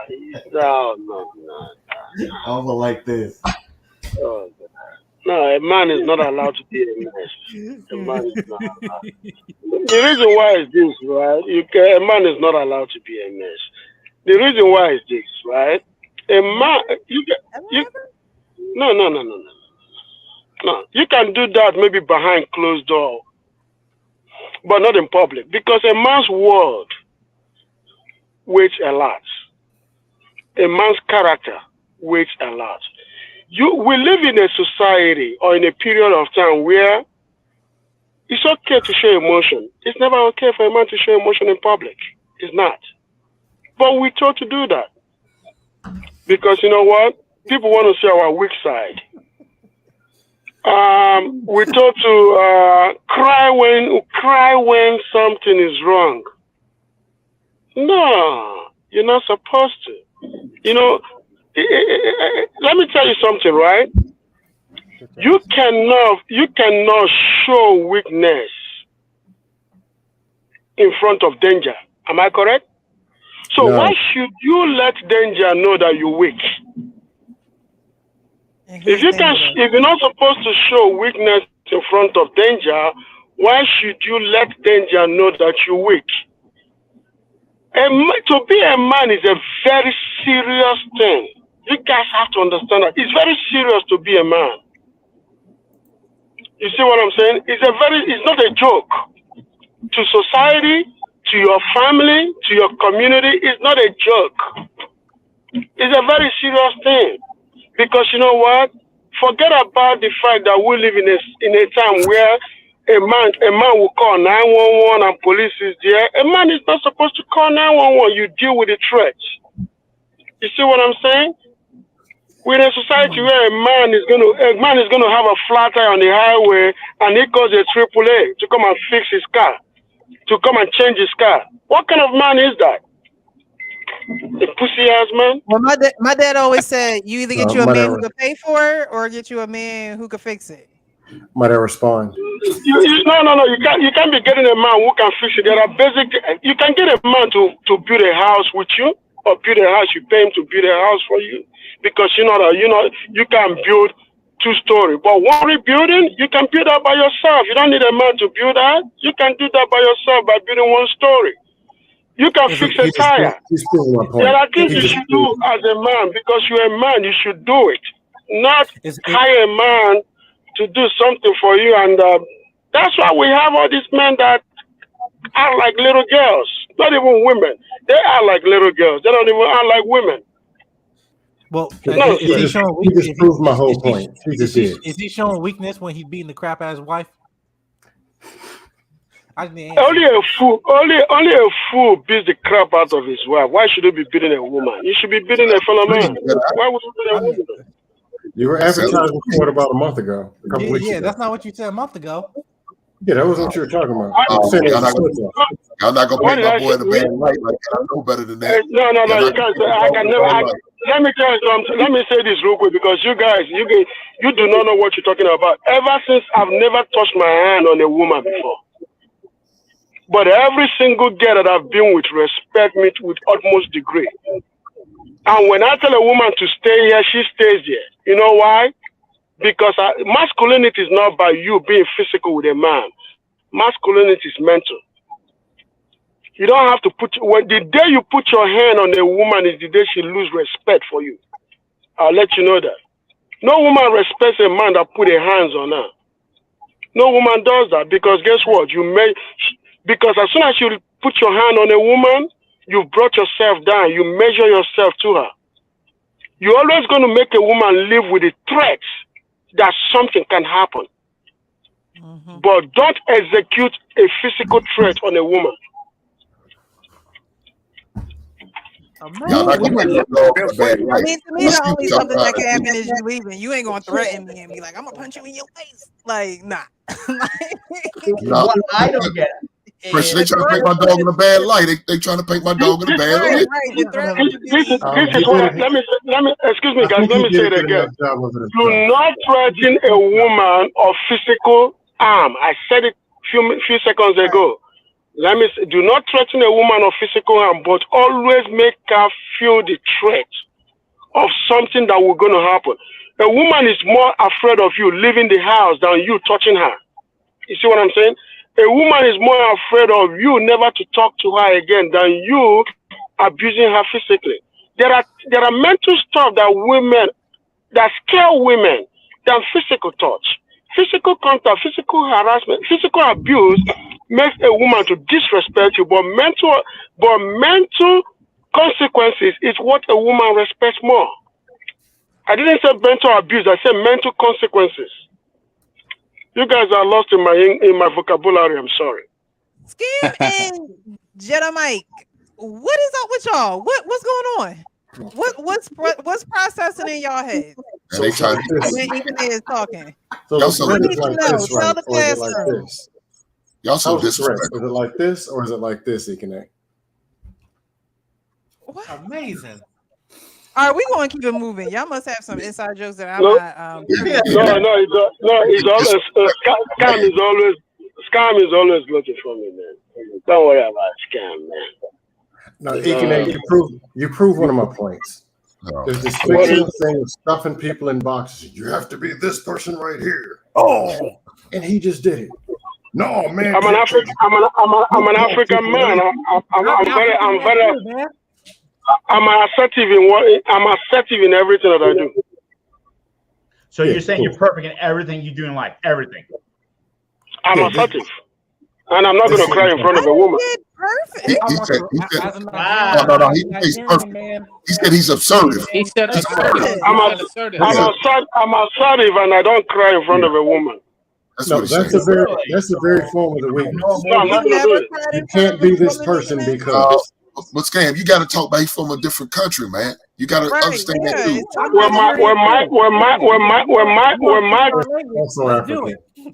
When my guy, I'm Nigerian. I'm an Igbo guy from Anambra State. So we are. Speak my mother's tongue. I will do it. But one thing that I got to tell you is this, right? When my dad passed away, and that's earlier this year, right? That tears came down, but I'm not going to open their mouths. That tears came down when women were there, but when my guys came around, right? That's when I let loose because they are men. You're proving my point. But I'm not going to be, oh, my dad died in front of women. No, I'm not going to do that. Right, women are in charge. They decide what you can and can't do. When they're around, you gotta act accordingly. You're falling in line. I understand. No, the thing is this, bro. Women. Somebody told you that's who you have to be, versus thinking and saying, "Hey, I'm going to be the best that I can be. Bro, I'm going to react and manage my emotions according to my own standards." Scam. But I understand. Scam, you sound like that pussy ass dude he talking about right now. You sound like that pussy ass dude. Come here, Hank. Come here. I'm gonna cut you guys off 1 second here. You get to cutting that beard off. Nothing to do with it. If I may, as a Nigerian man myself, also Igbo as well, I understand what Ken is talking about, especially from our culture, especially when fathers are implementing that to their sons. I understand that, but one of my thing is that I feel that there had to be a difference between vulnerability and transparency. Right, my father always taught me. No, he's one of the biggest fans of The Godfather. One of the greatest lines of that movie is saying that women and children can afford to be foolish, but men cannot afford to be foolish because it costs too much. Right, every other factors going from women to children below. There's always someone covering them. Children are covered by women. Women are covered by men. Who's covering that man other than God? Right, which is why you need. That's all you need to go Lord, baby. Well, you're absolutely right. But my point, what I'm saying is, you're absolutely right. But my point is saying that I think to Dustin's point, there got to be a difference between transparency and vulnerability. I think that to actually, to fully just, break down all of yourself to your woman, I'm not saying that's healthy, in a long-term sense, because again, women need to have that sense of structure, sense of safety around them, whether emotionally, saying, "Hey, listen, my man's covering me. If that foundation is broken, I'm gonna feel like I'm in danger." But I think it's also important for men to actually be taught the basic definition of transparency. Learn how to effectively communicate to your woman what's going on. No one should be a liar. We're not, because men do not lie. Man, it's not saying that what come across with Kenya's point. I think what Dustin was kind of having a pushback. It seemed like I can't show nothing. And that means that you basically are hiding something from your woman. We're not telling men we should hide anything from our women. We're saying that we have a responsibility to hold structure and the strength in the family. But at the same time, we're also human beings. We have to be transparent what we're talking about, and people are people. So, and I think that what you saw, again, going back to the video, is that a man has been the rock and foundation for so long, but he can't take anymore because he has no outlet and no way have to communicate to that woman who's trying to micromanage everything. So that's where I think we're going back to that video. But I don't think that's what MJ was saying. He said he don't cry in front of his woman. Now he said he cries in front of his guys because he's able to be free. That's what he said. Now, I mean, look. You're oppressed by women. That's what it means. No. Listen. Y'all all men know that sometimes you can't be emotional or vulnerable in front of women sometimes because they take it and use it as a weapon. We all know this. We've seen it. You're proving my point. I think that. Go ahead, Sean. Then I'll explain what I was saying. Go ahead. Cam is making, as well as the opposite viewpoint, are both irrelevant. There is no one way. And to the point that you made earlier, in reference to the Godfather, we make that reference, but we didn't see him cry in front of his woman, so it would lean more towards the point that the brother was speaking about. And so we can't conveniently mix and match the two. We can definitely, but it's when we're talking, we use talking points that mix and match the two. If you're going to use the reference point, let's use it all the way. The Godfather actually lends to his point of view, not to the point of view that you're making. He actually lends to the point of view of being strong in front of everywhere you go. And we don't have the room, to the point that you made, we don't have the room to get messy or to be, in what was the question originally? When is it our opportunity to be a mess? We don't have that opportunity if we're using the Godfather as a reference point, or we're using the African man as a reference point. That's the point that he's making. But to your points, it doesn't always have to be that way. And there could be some balance if we allow it. Like Hank said, there are times where we do need to take that time off, and meditation is what some people use, and other methods is what some people use. But the point is, they're taking the time off. But to the ultimate point, I relate to it. We have to be able to let go and let God is what it really boils down to. She's trying to change him, and she needs to allow him to let go and let God. I like the point of view of you need to be able to sit with yourself and box in the ring by yourself. I've had to learn that, actually, because I'm always seeing those points of views and my brothers, and I'm trying to lead the horse to the water. I'm trying to make the horse drink. I'm trying to make the horse drink, and you can only lead them to the water. You got to allow them to want to drink. And that's really the point of view that I think is being made collectively, but we're just arguing the points that lead up to that. Yeah, it was kind of something a little different. It's more like you're saying you can't cry in front of your woman. It's like there's a false expectation of a man that outsiders made for you, versus you doing enough critical thinking and having enough confidence to say, I'm going to be this man, and this is how I'm going to operate. They may have influence and you may buy into it, but it's your decision how you move, not their decision. If it's their decision telling you what a man is, and based on you appearing weak in front of a woman, then you're already weak in front of a woman, because you have to be something that you're not when she's present. Versus you're going to be who you are, and she's your support staff anyway. So some real crisis is going on, and you have a breakdown. She's supposed to be there to support. Now you know what woman you got. But let's not act like women, like every man is this superhero who doesn't bleed. Let's not do that. Because to be honest, we can get on panels and I can see people breaking down every 15, 20 minutes just from a talking point. Then they talk about don't cry in front of a woman. But because a woman's going to come so scared of the woman, she's going to come ragdoll you. So you can't cry in front of her. That is weakness. And Cam, to your point, and the point, we have to decide what type of man we want to be, because we sometimes want to act as if we're superhero, but we're not built for that. That's what I'm talking about. And you have to be true to that. You are not Don Corleone. You are not Shaka Zulu, but you want to present that as if you are. Now, if you are, then all of those attributes that we're talking about as far as not showing weakness, that is appropriate, because that's the type of man that you're living to be. But often, if you're living to be that man, you're not on social media right now with us. You're out there being that man. You ain't gonna see them being hit Shaka Zulu or sitting here having discussions on these panels. I'm trolling Zulu. I'm different. Well, but even to that topic of crying, you said that God. I disagree with what's his name, Sean. I disagree with you. The reason why some of us on social media today is because we want to impact the society. There are many men out there that are like Shaka Zulu. You see what I'm saying? They come from backgrounds where men are taught not to cry, and that is instilled in them. Some men are born in a background where they are taught to cry. Not all of us are raised like that. So I'm not going to give what I don't have. I'm not taught to cry in front of women. That's what I don't have. Some men are taught to cry in front of women. That's what they have. But this space, the reason why I support even Shaka Zulu to come on YouTube is that it's the easiest way to reach the black man that we can't reach in person.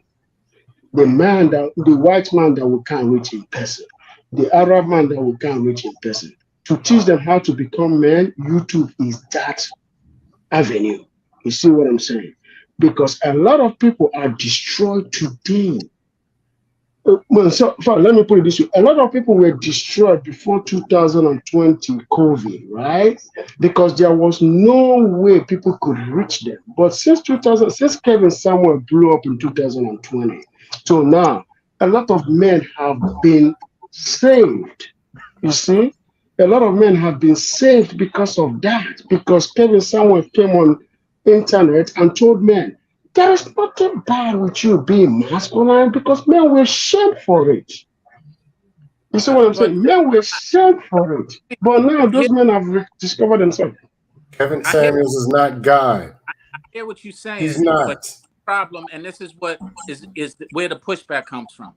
Because you are only Shaka Zulu and or Don Corleone temporarily.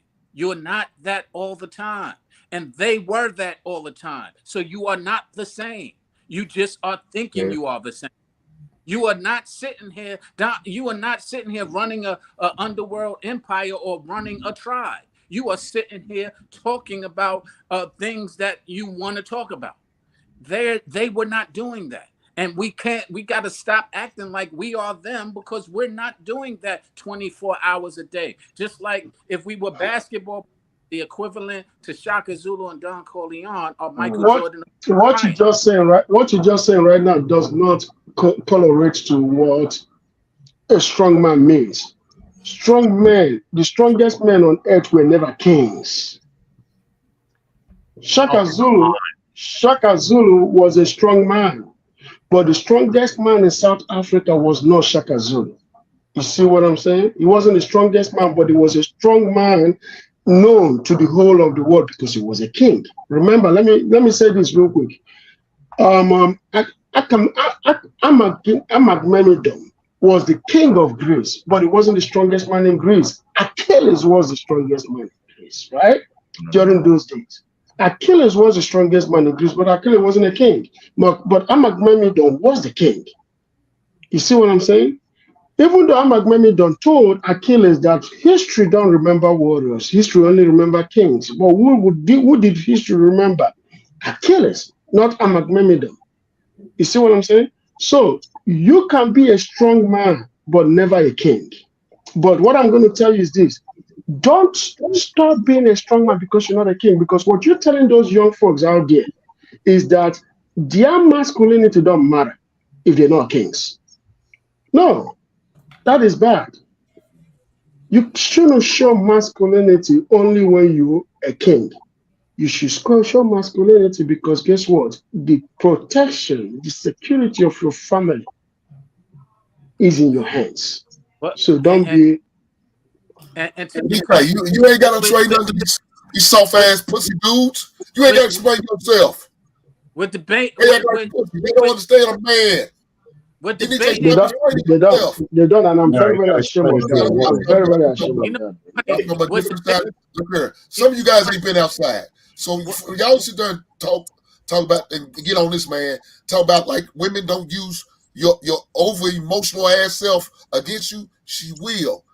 You can look, a man could go through some shit every day. He could cry every goddamn thing. Do you think your woman really want to see all that? Do you think your woman really want to see you crying every day? Hey, you missed the point. If I'm a lesbian, because I feel like I'm marrying a goddamn bitch. Hey, you missed the point. So yes, there's gonna be some times you just gotta man the fuck up. That means stand on your goddamn square, stand up to pee, don't sit down to pee, and act like a goddamn woman. He's not saying he can't cry. He's not saying that. But what he's saying is he doesn't want to cry in front of his woman. Because men like that doing it all the time, that's a problem. Hey, you missed the part of what he was saying. Woman will take advantage of that. She will horn it on it, and she will use that shit against you if you don't have the right type of woman. 90% of these women are not the right type of woman. They're BT 1000. No, they will that not part is stop true. until you are dead. I agree with this completely. No, that's what you said about 90% not being the right type of woman. You're correct about that. Why are people dating 90%?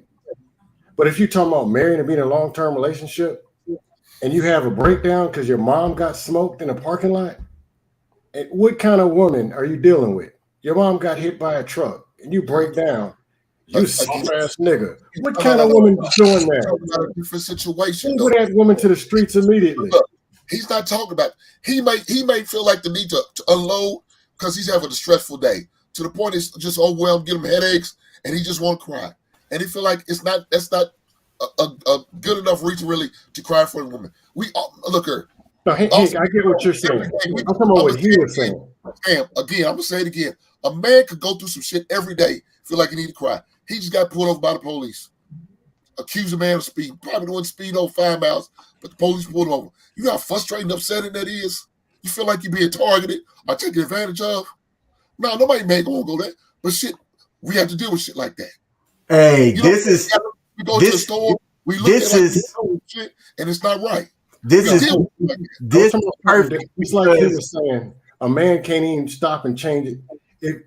Men are soft because they're using AAA to change the damn tires. That's what I'm talking about. The unrealistic, fake expectations of a man. You got to be a superhero. Because I'm they were in 1922. Let me say this, That's what I was pushing back. There's a lot of men who don't even know what a tire iron looks like. Has no idea. Yeah. I'm calling Seriously, I remember our gym teacher used to teach us how to do that. He used to take the girls out too. Like y'all need to learn this. I'm not changing my own damn tire. It's made for AAA. You know why I said that? I'm a goddamn man who don't mind getting my fucking hands dirty. Some of you prissy motherfuckers who scared of getting wipe their own goddamn ass. Probably still call your mom. Mom, can you come on wipe my ass? Most of the dudes can't lift the tire and they fat and overweight. What are you talking about? Even it's a choice. I choose not to do it. I don't keep a tire on in my trunk. Or with debate. I'm saying it's a fake expectation of a man. That's the only thing with debating is what is the definition of masculinity, and we have two different views on it. And the point is, but with both men. So why are we sitting there debating about how you experience your masculinity? No, this is what he's telling you. He said y'all not men. He called y'all pussies. Y'all not hear what the man said? He called y'all pussies. You're not a man if you got a pussy. Well, overweight man talking about masculinity. Let me ask you a question. So if I cry from my woman who backs me up, I vent to her, makes me a bitch.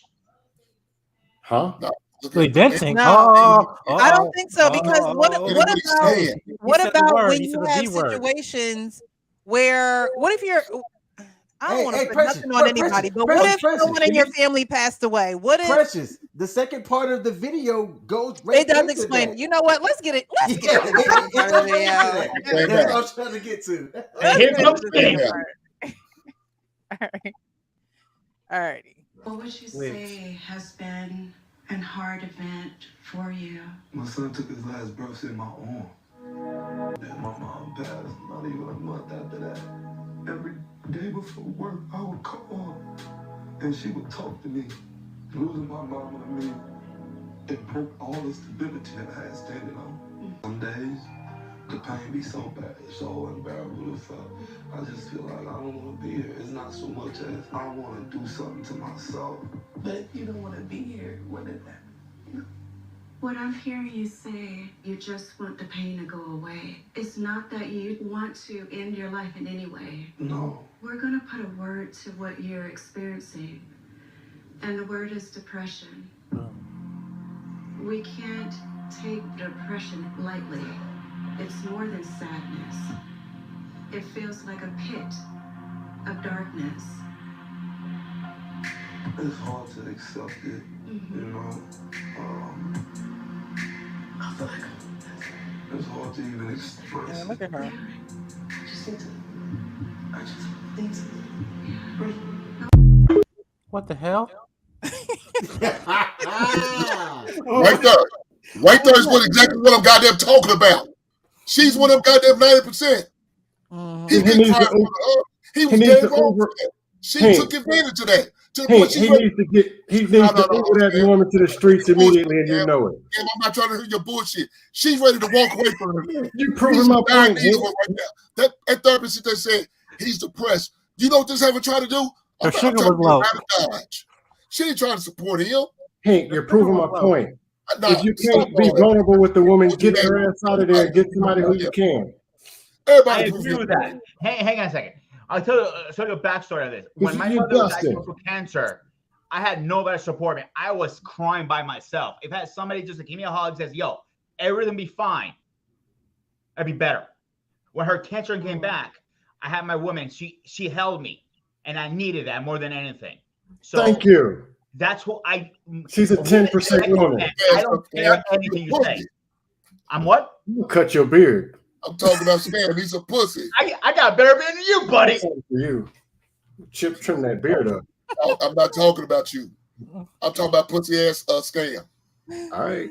Check that cholesterol. I'm gonna cut your hair just like mine with a Settle brick. down, guys. Settle down. Scam is as feminine as they come. No, we're just Scam is dusting. as feminine as they come. We're just dusting. He's the only one on this panel got a beard.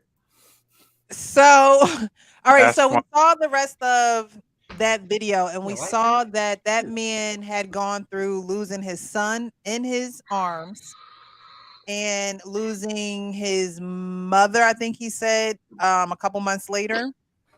And so you have a woman that is trying to tell a man how to sit up. You have a woman that's saying, well, when I need something, this is the time that you get sick. I can't believe she said that. I can't believe she said like this man was going to be able to choose when he went through grief. Like he was going to be able to choose when death was going to be knocking on his family member's door. And she had the nerve to say, well, you choose to get sick when, you know, we're supposed to be getting better and when I need you. And like the therapist said, is you want him to get better so he can meet your needs. But what about his needs? And grieving, like, okay, the majority of y'all said men don't really get an opportunity to be a mess, right? Y'all carry a lot. You have a lot on your shoulders. You have a lot of responsibilities. You're loyal. You're dedicated to the plan. You don't really have time to be a mess. But what about when what about when shit just keep dropping? What about when mess continues to show up at your door, right? You don't want to be with someone who was saying, well, why'd you choose to get sick now? And you're not there for me. And he's telling what he has to say. And she looking like she about to pass out, you know, and now it's going to be all about her because what about my needs, right? So I wanted to play that video and then circle back and come back to the very first video that I played, because now we're going to talk about hurt and pain, because emotional pain activates the same regions in your brain that physical pain activates. So being emotionally hurt activates the same area in your brain as if you stubbed your toe or if you hit a wall or whatever the case may be. However, it's processed differently because of the either the short or the long-term effects that it can have on us. So I'm going to go back to that very first video, and then we're going to get into this and then close out with, you know, being honest with each other. All right. So Jack, can you give us some practical principles on how, like for us single women, because I'm still single, right? On how not to ruin an opportunity because we have baggage or insecurities or issues that we are bringing from other situationships. I'm not even going to call them relationships because they're not. They're situationships. Yeah. You got to do the work. And what I mean by doing the work is doing the work to heal some of the things that you've actually been carrying along all of your life. You know, in terms of men, most men are afraid to admit how much we need women in our lives to compensate for the lack of love that we actually have for ourselves. I'm gonna stop it right there. Absolutely. Okay. Absolutely. Because he said that men are afraid to admit how much they need women for the lack of love that they have for themselves. Can anyone agree or disagree I agree with 100%. that statement? I Okay. agree, but it's dangerous. Okay, If you're lacking love expound for- on that. Yeah, if you're lacking love for yourself and you go into this heartless market and you get those 90% women, you're going to get ragdolled. Or you're not going to have enough confidence to be able to attract the one that's in the 10% that actually would support you. Mm-hmm. I'll leave it at that for now. Yeah, I can say it to like with my wife. Like, I mean, that's I didn't have like lack of love for myself, but like there was times where I was going through depression, and like I had had like a self-deletion attempt like years ago and stuff like that, right? And but now in my life, like where she able to aid in that is that level of peace and in terms of loving on me and caring for me in the ways that I need it, right? But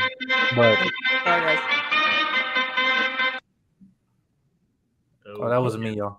But with that, I do believe that men need women, women need men. There's certain things that feel like we have to have a balance. That's what's really beautiful in terms of of relationships and also just with society. It's just, again, it's like when we're having this back and forth with that saying that we don't need each other is absolutely not true. We need women to actually, in terms of spreading the culture, in our families and our homes, right? As men being sent the foundation and the structure of the home so make it be stable and so it can prosper. And without the other, then you basically are kind of playing, almost like your hands tied behind your back and stuff and trying to go on this walk of life. That's we need each other. It's plain and simple. Mm-hmm. I agree 100% because you need both of us. Like, I'm single right now. Like, I miss having a woman around. I miss having that loving, the caring, all that stuff. And I miss having my partner to back me up when I'm having a situation. I just need a vent to talk to somebody, and she's there for me. Or is something going around? Like my mother, great example, has cancer. I'm over my head. I'm not gonna lie. I am drowning, and if I had somebody just back me up, saying, "You got this," I'll be 100% better. I don't need no doggone woman because I'm just a bachelor. Oh, Jesus Christ. Yeah. Now, seriously, yeah, we balance. A woman is here to bring balance to a man. A man is here to bring balance to a woman. And we do need each other for that balance. Otherwise, we will find ourselves like Don Corleone and Shaka Zulu, and we'll find ourselves not being able to we'll be off balance. We'll be one way or another. And often when we are one way or another, we can be successful, we can be prideful, we can be a lot of things, but balance is what we usually are not.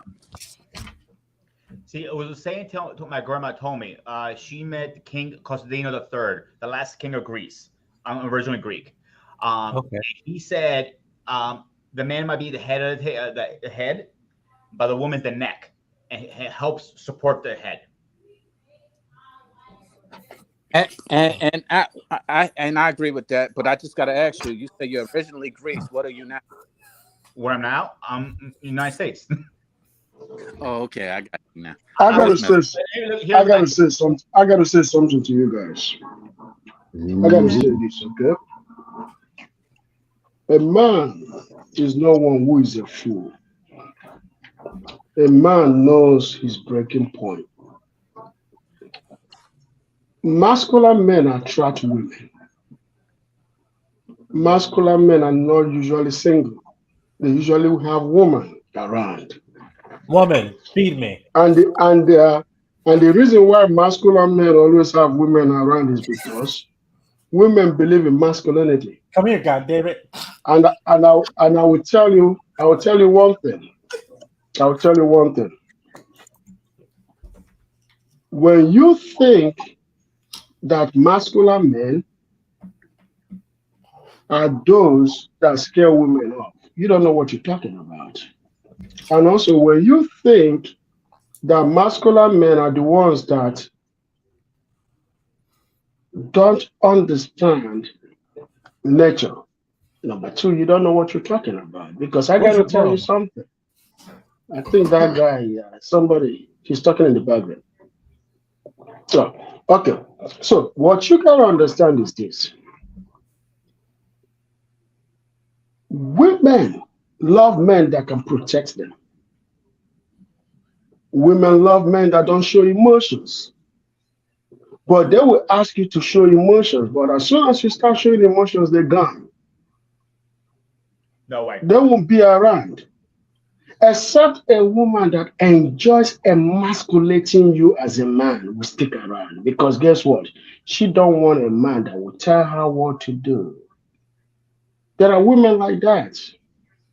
There are women out there that love emasculated men because they don't want anyone above them. So what I'm trying to tell you is this, and what I'm going to keep saying is this. A man is supposed to always, at all times, be in charge of his family, which means when there is danger, you show composure. You don't lose your cool. Not when there is danger, you start crying. You start panicking. You don't do that in the face of danger. No, you show composure. You maintain composure. You maintain calm. No matter what it is. A police officer pulls you over in the morning. In the afternoon, you lose somebody, your best friend. In the evening, your wife is yelling at your face. You still don't lose composure. That doesn't mean you don't have emotions. And a masculine man is one that puts things in place, which means if somebody is going to trade on your emotions, you put that person in check. A masculine man will put you in check. He's not going to be an ass or maybe accept you trading on him because he doesn't show emotions. No, that means you have never done with a masculine man before. A masculine man will deal with a fellow man and destroy you in a heartbeat. Don't test him. He will destroy you, but that doesn't mean he's going to put his hands on a woman. No, that's a total different discussion. Because one thing that men do think is this will be because you don't show emotion means that you don't have emotions. No, you do have emotions. You don't have to show it. That's why they say maintain it. Compose yourself. You want to cry doesn't mean you should go around crying as a man. No. You excuse yourself. You go cry and come back. All right. When a man is happy, it's like this. When a man is sad, it's like this. When a man has a lot to celebrate, it's like that. You don't show weakness in face of danger or whatever it is. So you not showing weakness means that you're not weak? Because if you're going ahead and you're being weak, but you're not showing it, you're still weak.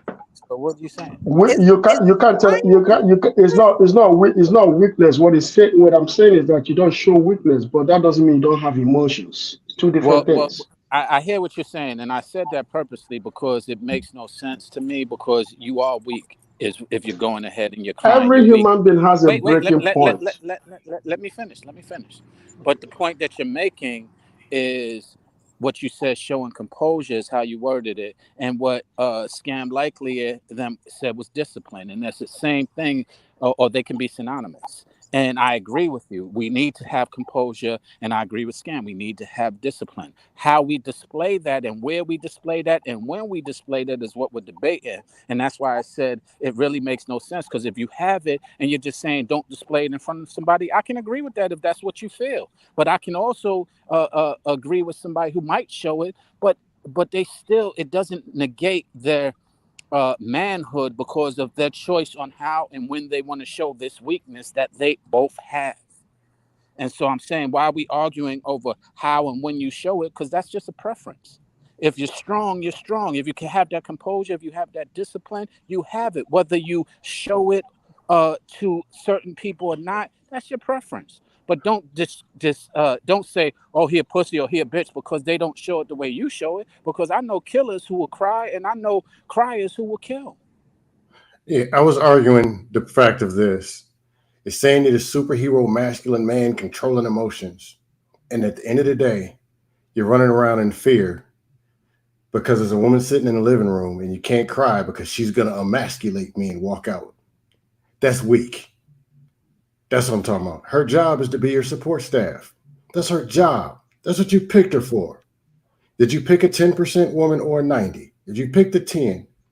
Or whatever you pick, you're going to find out because one day something is going to happen. It could be your lung. Your meat can freaking stop working. You can get fat. Well, it looks like somebody already got it covered. Or rebuke. Or whatever it is. Somebody get hit by a truck. But you're going to be tested. But the fact that you got to act like something you're not because of a woman, that's showing your weakness right there. So the very weakness you hide, and you're actually showing it. That's what I'm talking about. And just like the grooming in review said, he went through a time of crisis and his woman was right there for him. And he's looking for that again. That I understand. It doesn't mean you have to be weak or go through something. But he knows that if he does, somebody's going to be there for him. That's what most people want. And Hank, we were actually agreeing. 10% woman is what the people are looking for. Am I correct? The one who will actually be there and is not looking for a shot to emasculate a man. If she does, you Uber to the streets immediately because that's the wrong woman. Don't nobody want that. That's all I was saying. I agree 100% because if I cannot let myself go, meaning I can literally break down, be a mess, whatever, I don't care, just to be around my woman saying, listen, I just need a day just to be a bum or whatever the case is, or break down, cry, talk, yell, scream, whatever the case is. You need to be there to support me at my moment of weakness, if you want to call it. But I don't call it weakness. I call it being a man and being in a relationship and being happy if I can break down. Because after I'm done crying, I'm cracking a beer and laughing about it. Hey, look here. Let me again. Y'all did not hear the man what he said because y'all making it sound like he said y'all can't cry at all. That's not what he's saying. I know he didn't say that. Hold on, listen. I'm talking about Sean and Dusto. He's saying don't do it in front of your woman. That's what he's saying. Again, let me tell you this. We all know you could go 5 years before anything can happen. They will cause you so emotional. By then, you will already be married. What are you going to do then? You going to Uber back to the streets? No, Yeah. you're not. You're going to Uber your wife back to the streets. If I can't count on this woman during the time, Are you going to Uber your wife back to the streets? Yes or no? yes. And that's on you. Then you show how weak you are because you're not willing to fight for your marriage. To everybody else, You didn't fight for me. you answer my It's her question. job. I'm done with you. You answer my question. I'm done with you. I'm moving on to the rest. Again, we all know there's going to be some situations. It may not show where you have to be vulnerable. You could go into the relationship, get married, and you might have 2 days after you marry, you have a loss of your family. You have a situation where it caused you to be overly emotional, overwhelmed because you having thoughts about, you and your grandfather. I had a moment and you missed him and you started crying. And then all of a sudden she look at you, what's wrong with you? Why are you crying like this? You know what I'm saying? So again, we got to stop acting like some of these ladies don't see that as weakness. We got to act like some of these ladies are not going to be the one to go console you and hug you. Some of them don't do that. Well, Some- Hank, We I'm not don't want those women. I'm not done. I'm I'm not- not done. I didn't Go ahead. interrupt y'all. Just can I get the same respect? I appreciate that. Thank you, fellas. Go So ahead. we can't act like some of these women don't do that because they do. So now your best bet, hopefully, you're able to go through something in the midst of you dating and you're vetting this woman. So you can see if she handles it, how she handles it, if she accepts you when you do have a vulnerable moment, or does she turn her back on you? Fair. Or she's the type of person, hold on, I'm almost done. Or she the type of person who's only going to give you a day or two, then by next week, you better have your shit together and stop all this goddamn crying. Is she going to be the one who's going to go with you to therapy? Now, according to the video, my first thing first, there's no way I would have went to a female therapist, not as a man. There is no way I would have did that Because as a man, I want to go to a man therapist because I know he's holding me to a different standards and accountabilities. He's not going to just play off my emotions. He's going to tell me what I need to hear, and he's going to enforce me and encourage me to apply it. I know if I go to a woman, I could play off her emotions. I could play off sympathy. Just saying, it's my opinion. Hank, I'm going to respectfully disagree because I see a therapist and she's a woman. She has helped me so much. And she's not playing my emotions. She told me straight up. She looked at me like, stop being a fucking bitch. She literally looked at me and said that to me. I'm like, oh, okay. I don't remember the situation. It's been a couple of weeks when that happened. But she was very straightforward with me. I don't care if you're a woman or man. If you're a therapist and you can help me and fix this what's craziness in my head, there's a lot of craziness up there. Trust me. It's good. Well, they can't fix it. They can't fix it. Hey, thanks. Okay, they can't fix it. I'm just letting you know. I can't fix it. Hey, Hank, I agree with most of what you're saying. All I'm saying is, for me, it may be a deal breaker. If it's a time of crisis and the woman can't be there for me, like actual full-out breakdown crisis, and she can't be there for me, it's going to be a major problem. Yeah. If it's something small and I can deal with it myself, but there can be something that can happen that emotionally, whatever, I can't deal with, and I need her support. If she can't be there, it's going to be a major problem. I'll never be able to look at her the same. It might actually cause all the way to the divorce. That's just me. You may be different. And to the point that I was making, Hank, I don't care how you express it, but you said we got to stop acting like there's women out here. No, we got to stop acting like men can't be men. And men, part of being a man is being able to dictate that vulnerability and say, yo, I'm vulnerable, and have them deal with it. Don't run, as Scam said, don't run behind the closed doors and be in fear of the fact of how she's going to react and how she's going to use your vulnerability against you. Be a man and be able to face, if she uses it against you, what do you do from that point? You don't run and hide it from her. You go ahead and you deal with it as a man. So whether it's, and like I said, I don't care if you don't cry in front of your woman. I can understand that. I can agree with that. I'm just saying, to Scam's point, and I agree with it wholeheartedly, don't act like you're so tough. Either you are tough or you're not tough. And if you're letting your woman dictate what toughness is, that's the problem. That's what I'm talking about. Well, see, what the problem is, y'all allow women to dictate how y'all react and respond. No. We're going to them for support. Ask them to do the job. It doesn't move me. A woman doesn't move. Pussy doesn't move me. None of that. It's not what we're saying. I know what y'all said. I can hear. Scam, I got you. But I'm going to tell you again. A woman doesn't dictate how I move. I move how I want to move as a man. A woman doesn't tell me how to move. What she says to do doesn't move me like that. That's not how I roll. Now, they may move you because you're trying to get a shot of booty. This so be it. That's not what we're saying. Not even close. No. You're all. I got you, Scam. I got you, buddy. But y'all determine on how a woman acts and how she moves.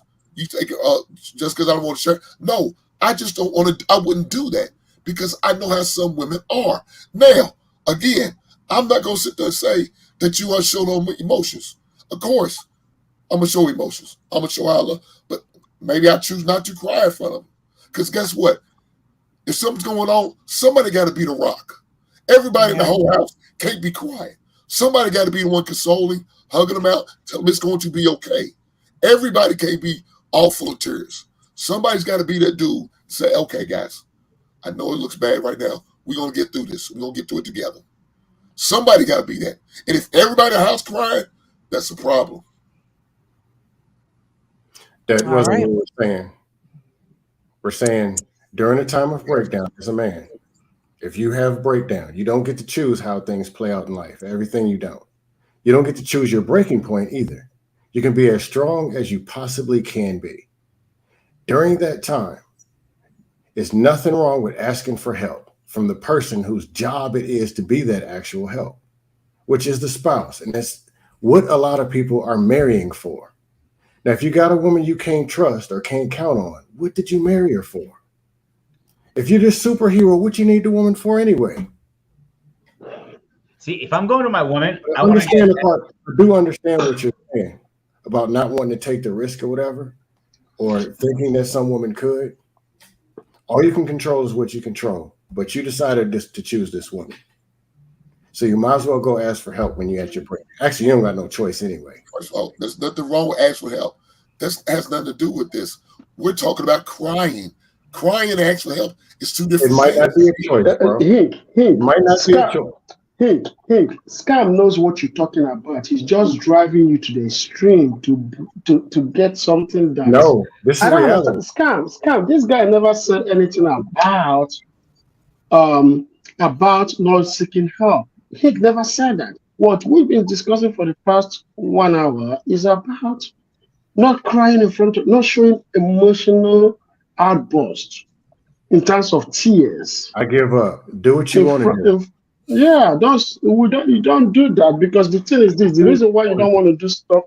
I got you, but we are all grown men in our 40s and 50s. The reason why you don't do that is because result over and over and over again has proven that women don't like men that show emotions. That's a damn lie. What? But guess what? If you show emotions once a year because your best friend died, or you remember when you used to have good time with your grandpa or your father, and then you remember those things, and then it was a sudden emotion, because they do happen, right? Everybody got that. But not just crying because you feel a certain way. Come on, man. What That's does not what that we're tell? talking about. I'm talking about crisis, like for real deal crisis. I'm not talking about. No, I'm not gonna be hell no, with my mouth wide open, crying like no. Come on, man. I wouldn't do that. I'm not Come talking on, about I'm not. somebody stole your parking space. Come on. All right, we're gonna move forward with the video. Actually, I gotta drop. Y'all have a good night. Thanks for being here, Scam. Yeah, actually, I gotta go too, y'all. I don't cry too much, okay? Scam, don't cry, okay? His ass gonna cry in the car. He gonna cry in the car. Hey, give me y'all's girlfriend's phone numbers. I need to cry on somebody's shoulder today. Yeah, you're looking for something else, man. I'm not giving you Y'all have a that. good one. All right, I gotta go. All right, Scam. All right, Jedi Mike. Peace. All right, so we're gonna keep going with the video. If we got to drop. If you want to come up, come up. But we're gonna keep going with the second half, and then we're just gonna get into hurt and what hurt means and how people don't deal with it, what they're not dealing with and why they are hurt. So we're gonna finish this video. Where is it?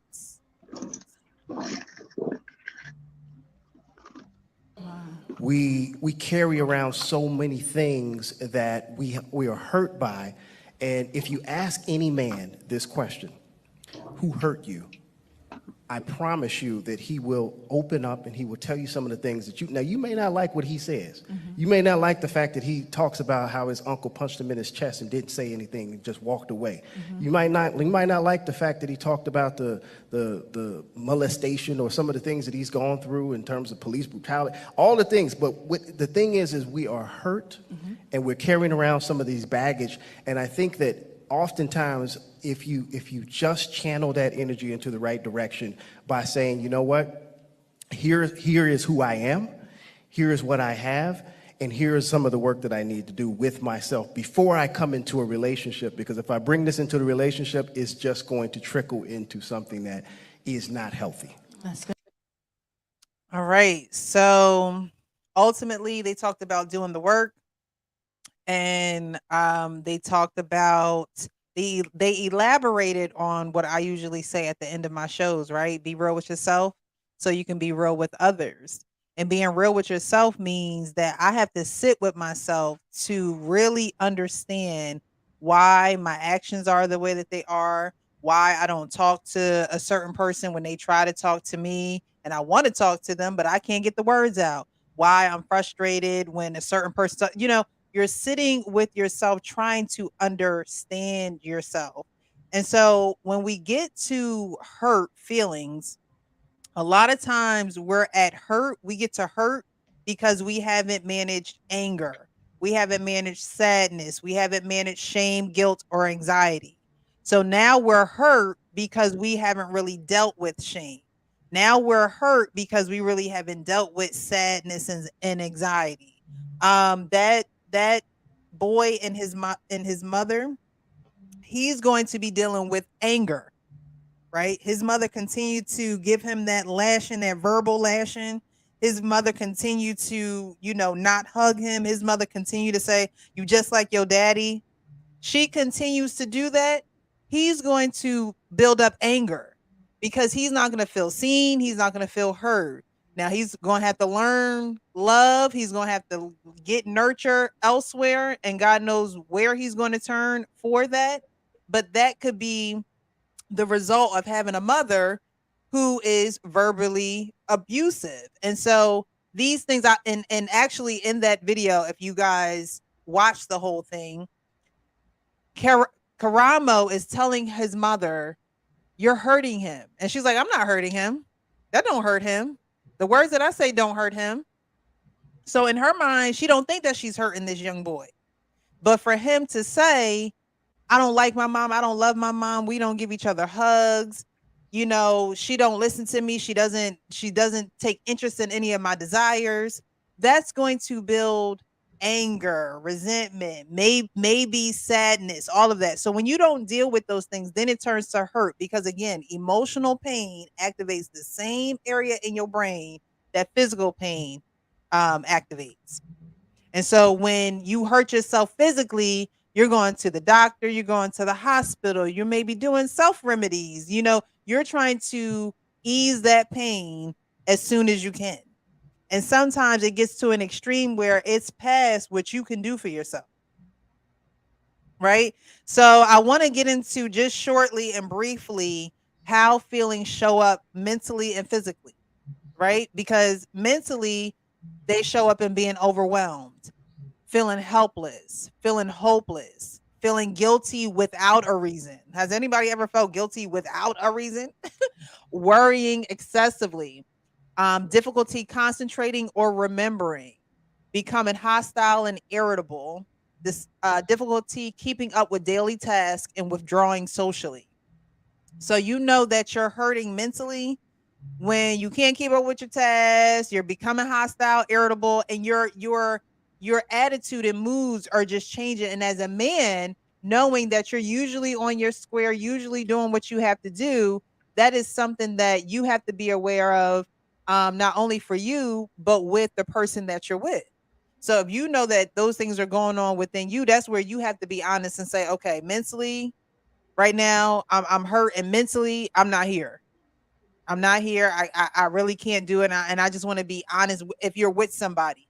But if you're with yourself and you know that you're becoming overwhelmed and it's hard to concentrate, you can't remember, you're becoming hostile, you're feeling guilty with no reason. Like, you have to sit with yourself and ask yourself, why am I feeling this way? What happened to me over the last week? What happened to me over the last year? Or what happened to me in the past that I haven't really dealt with?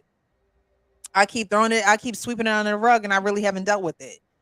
And then physically, they say headaches, new explained pain. Y'all ever lay down and wake up and be like, why am I hurting? Because a lot of times when you're keeping hurt and pain inside, it does come on the outside. You do start experiencing pain. You do start experiencing aching because you're not talking about it. You're not getting it out. So now your body is telling you, you need to do something about this because we're not feeling good inside here.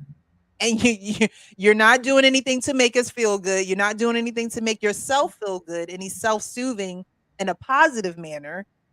You drinking. And we tired every weekend, all right? You got us locked up in here. The liver ain't doing too good. Your body will start to deteriorate. Your body will start to break down when you're not emotionally well. You become fatigued. You're sleeping too much or sleeping too little. You're relying on mood-altering substances like alcohol or drugs. So I wanted to ask you guys, it don't have to be a romantic relationship, but can you name a time where you've been hurt and how it manifested in negative mental and physical ways? Because I think Grooming and Review 101 said it. We've all been hurt. We're all going to get hurt. I think you said it. Somebody said it. We've all been hurt.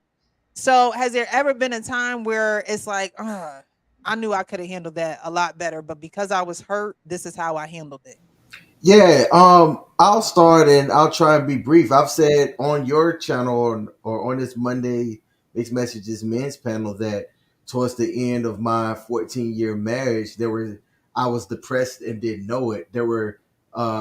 We both had a cycle of hurting each other as we were trying to make the marriage work, but I wasn't giving her what she needed. She wasn't giving me what I needed.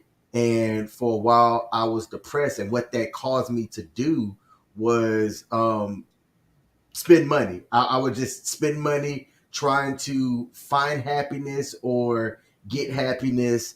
And it had a lasting repercussion, on me. That once I got through that depression through counseling and things like that, like it kind of a side effect on something that I told myself is I said, man, like I'm never going to allow any one person to have that kind of effect or hold on me like ever again. So to succinctly answer your question, yeah, I went through a depression cycle that caused me to ball out because I made good money and I was spending it like I had it. Okay, rolling. All right. Yeah, All right. So you started to excessively spend money. Yes. And that's where you negatively kind of, started spiraling. Okay. Grooming and reviews. A couple of years, about 10 to 12 years ago, I was in a serious relationship, engaged, all that stuff. Came home one day and I called her in bed, my bed, with another man with my mother downstairs. Yeah. Ballsy. Wait. In your bed with your mom, did your mom know that? No. Another dude? Okay. Then we usually come from the garage door, but she came from the front door. My mom goes, "What are you doing here?" I'm like, "I live here." She goes, "I thought you were like," she used the front door, whatever. I didn't really think of anything. Gotcha. It was like whatever, and I literally walked in like they're right in the act as I walked in through the doors. Like, do I beat the crap out of him? Do I shoot him? Do whatever? A lot of things went through my head. But fast forward, I won't say depression, the hurting. I got into a depression I didn't know about. I literally shut everybody out. I went to work, home.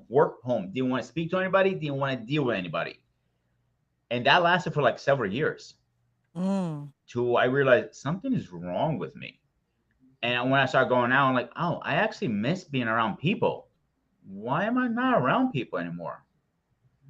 And once I started getting back out there and I just being myself again, I was like, I miss the old Pete. And I finally met the old Pete, and he evolved to a better person. 2.0, I call him now. Now, was the root of that her, or did it turn out to be something deeper than her cheating? Because you said a few years. Yeah. So, because that's a good I question. never really had good relationships with females because I always give her my heart 100%. To like, I will buy them flowers randomly, open the doors, you name it. Everything that you think you see in like a Notebook movie, you'll get with me. And I need to stop doing that because I end up getting hurt. They use my weakness, my kindness as weakness. I gotta say this real quick, okay? Oh, sorry, go ahead. Finish it. Sorry. That's why I don't do that anymore. But I also believe, like, I'm gonna be real. I'm not gonna be fake. I don't want to be tough. I'll be Pete, and that's all I want to be. Okay.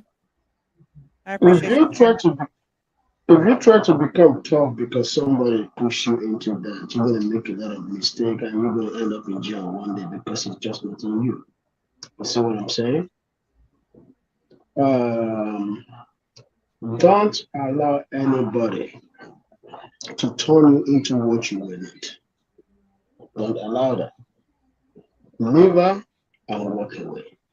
Don't make people make you do dangerous things or things that will land you in jail while they're still moving on with their own life. Because look at it this way. If you had done anything to that individual, you're going to go to jail, right? And she's going to move on with the next man.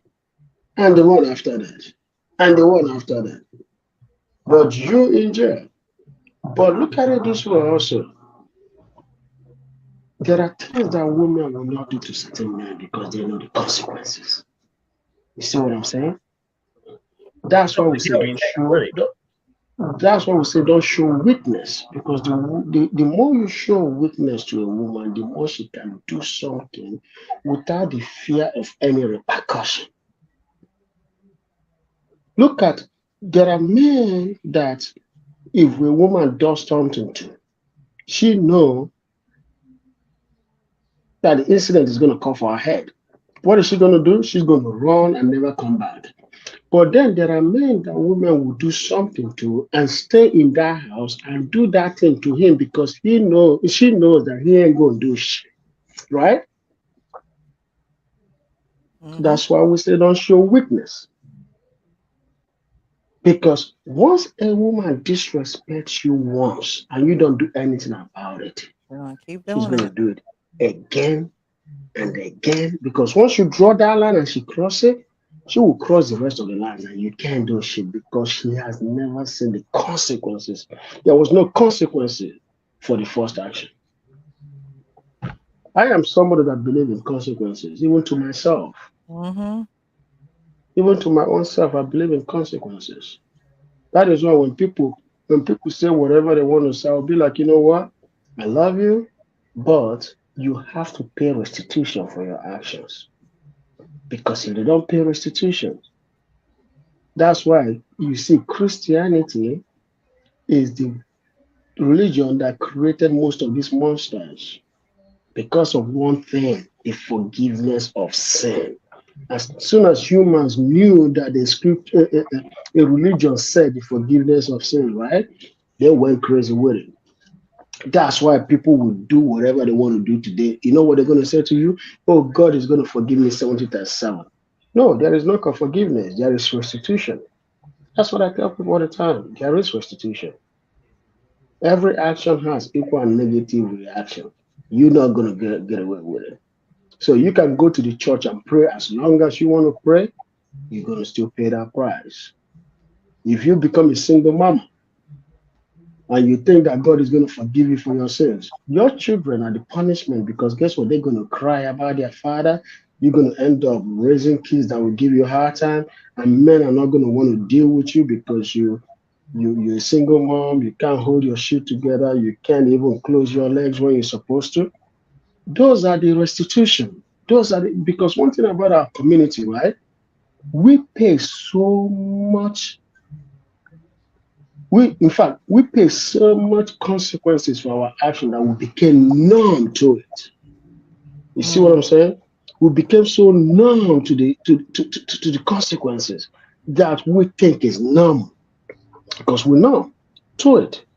But if we understand that what we're doing is as a result, what we're passing through is as a result of the consequences of the decisions that we made, most of us wouldn't have been making this decision, because when you are a single mother and you are broke all the years that your kids live with you, you couldn't tell your daughters that, hey, don't be a single mother like me. You see how I was with you guys? I was always broke, looking for men that come here and abuse you and take advantage of you because I was looking for money. I was looking for ways to get money out of those men, and they abused you guys because of my decision to have you. If you're not telling those kids that what they went through being molested in that house is as a result of your decisions, guess what?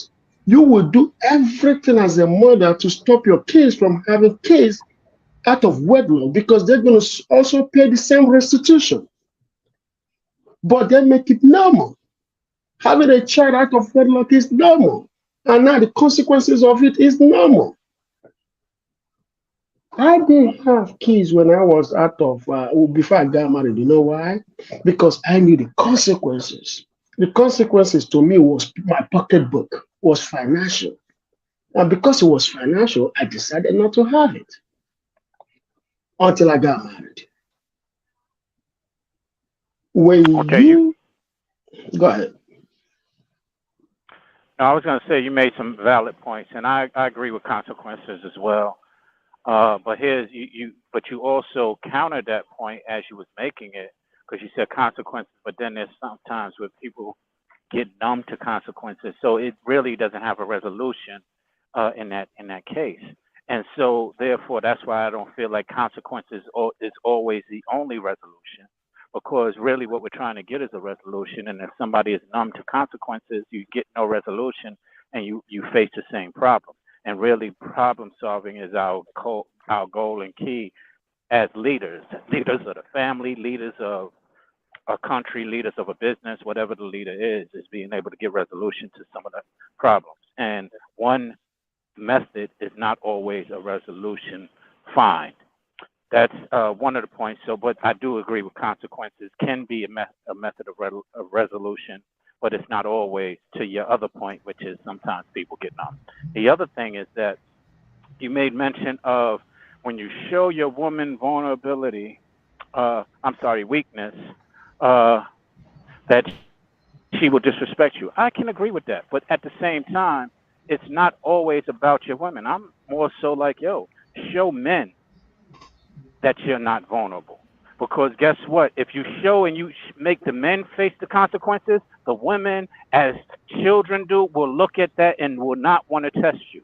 If you're showing a man, you don't do that to me or my family or whatever the case may be, then you will not run into the problem where she's testing you in her nature, because she already has the fear that you just described earlier on today that is necessary in order to keep that balance or that discipline, or keep that her in her place, for lack of better words. Yeah, so it's not. Go ahead. No, go ahead, finish. I'm sorry, I didn't mean to interrupt. No, it's fine. Go ahead.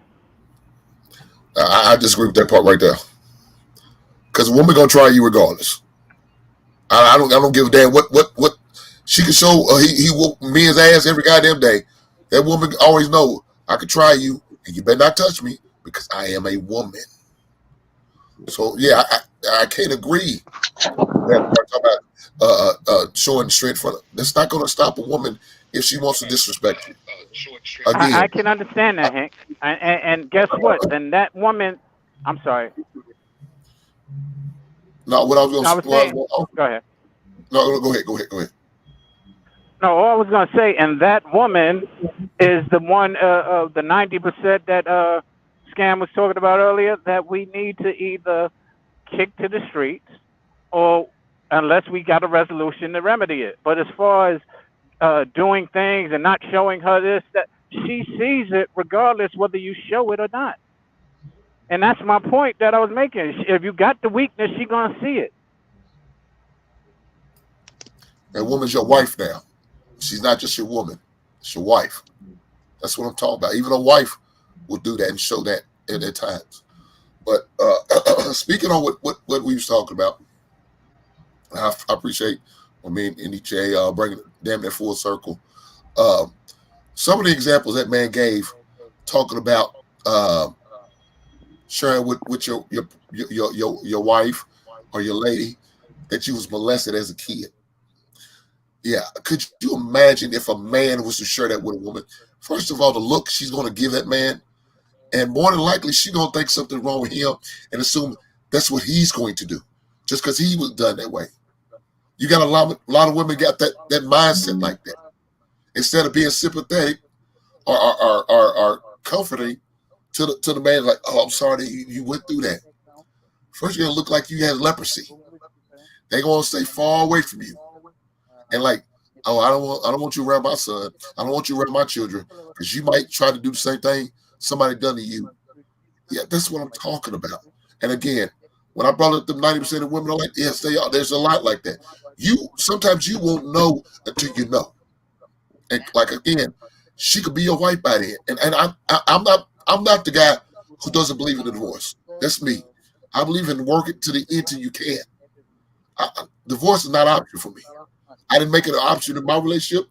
It's unfortunate she did. And that's the choice you make. Can't make nobody stay around if I don't want to, right? So it is what it is.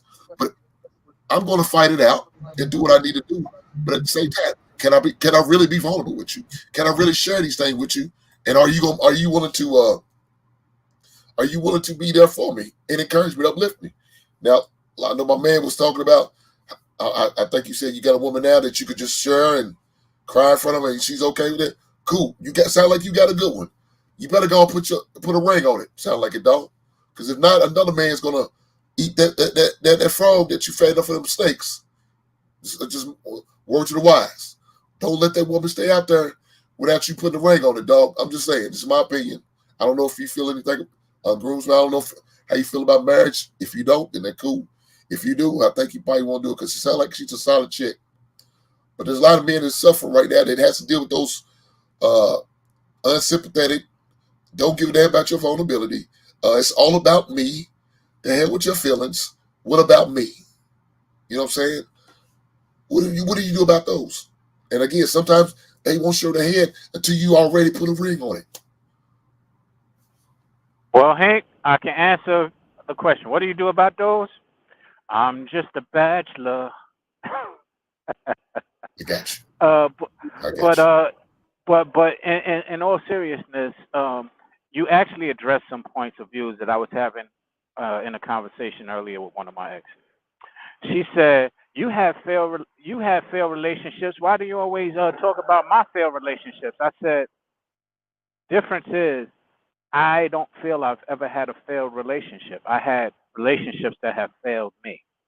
Now, she said, "What do you mean? Hey, see how you switch that around?" I said, "Nah, what I mean is that I never left a relationship." To your point, I actually wanted to try. The person who leaves the relationship failed the relationship. And when that person leaves that relationship and you're still trying, then that relationship failed you. And so, to your point, I agree. I don't believe in divorce either. I believe in loyalty. I believe in working it out. But if in fact somebody is not working with me, then that relationship will fail me. Is the point that I made. So I just want to add that. You go ahead. Do you guys, and we're going to get into final thoughts, but since Sean said it, let's just go there. Do you think that when someone leaves you, that you failed in relationship with that person? No, I don't think so. Because it depends on what exactly happened. Also, it's like when the relationship just ended. I tried so hard. A little more backstory, you guys know. She got physical with me at one point. She threw a garden scissor at me, and I still gave her a second chance.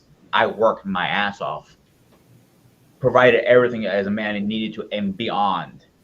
Worked 18 hours just to make sure she's happy. To do this, do that. I didn't fail. She left me. I didn't leave her. Okay. Well, but we know in society, that's not how it's looked at it. Unfortunately, that's not how it's looked. Because as a man, leader of the house, the leader of the community, the leader of your people, you're going to be the one that have to take that L. At the end of the day, my ex divorced me. I didn't divorce her. She divorced me. I failed the marriage. Now, I'm not sitting there saying I had no faults because I made some bad decisions. I did some things that I shouldn't have done. But at the end of the day, I got to take that L. I failed the marriage. Now, you know what I have to do? Learn from it. Move on. Grow. Be a better person to that next woman. To my next wife. Got to be better for her. Learn from my mistakes. You know what I'm saying? And anytime I get the opportunity, encourage another young man, hey, don't do what I did. Don't make the bad decision I did. Don't go out just because it's not looking, everything's not hunky-dory at home. Don't do that. Find a way how to figure it out. Get through it. You know what I'm saying? If that means you need therapy, get that therapy. If that means individual therapy, do it. If that means couples therapy, do it. Don't be afraid. So yeah, we have to take it L. It's a given. They're gonna look at us like what happened? Why did your marriage not work? Or why did you even pick her? You seen the signs. You know what was going on. You chose to bless her with your last name. Well, Hank, in that scenario, respectfully, you said your wife divorced you. No, you divorced your wife when you chose to go out and make those mistakes. And you're owning up to it now, but that's where you failed the relationship. So I do agree. But if you didn't do those things as you're planning to do in your future, then no. But if you in fact ran out and didn't live up to your vows, yeah, you left that relationship, you divorced that relationship right then and there. Whether we want to legally do it or on paper, you divorced it when you decided to make that decision. And we as men have to really be own up to that and be able to face that reality as you're doing. So like I said, respectfully, I hear you doing it. But yeah, that's when you divorce that relationship. Because you took a vow that you didn't live up to. Any mistake a man makes, he's divorcing a relationship. Is that what you're saying? What was that? Are you saying any mistake a man makes in a relationship, he's divorcing the relationship? Is that what you're saying? If a man is not disciplined to live up to the vows that he committed to, yes, he divorced the relationship because he should have not committed to them vows if he wasn't going to live up to them. Yes, I gotta say something. I gotta say something about that. Okay, this is what I'm gonna say.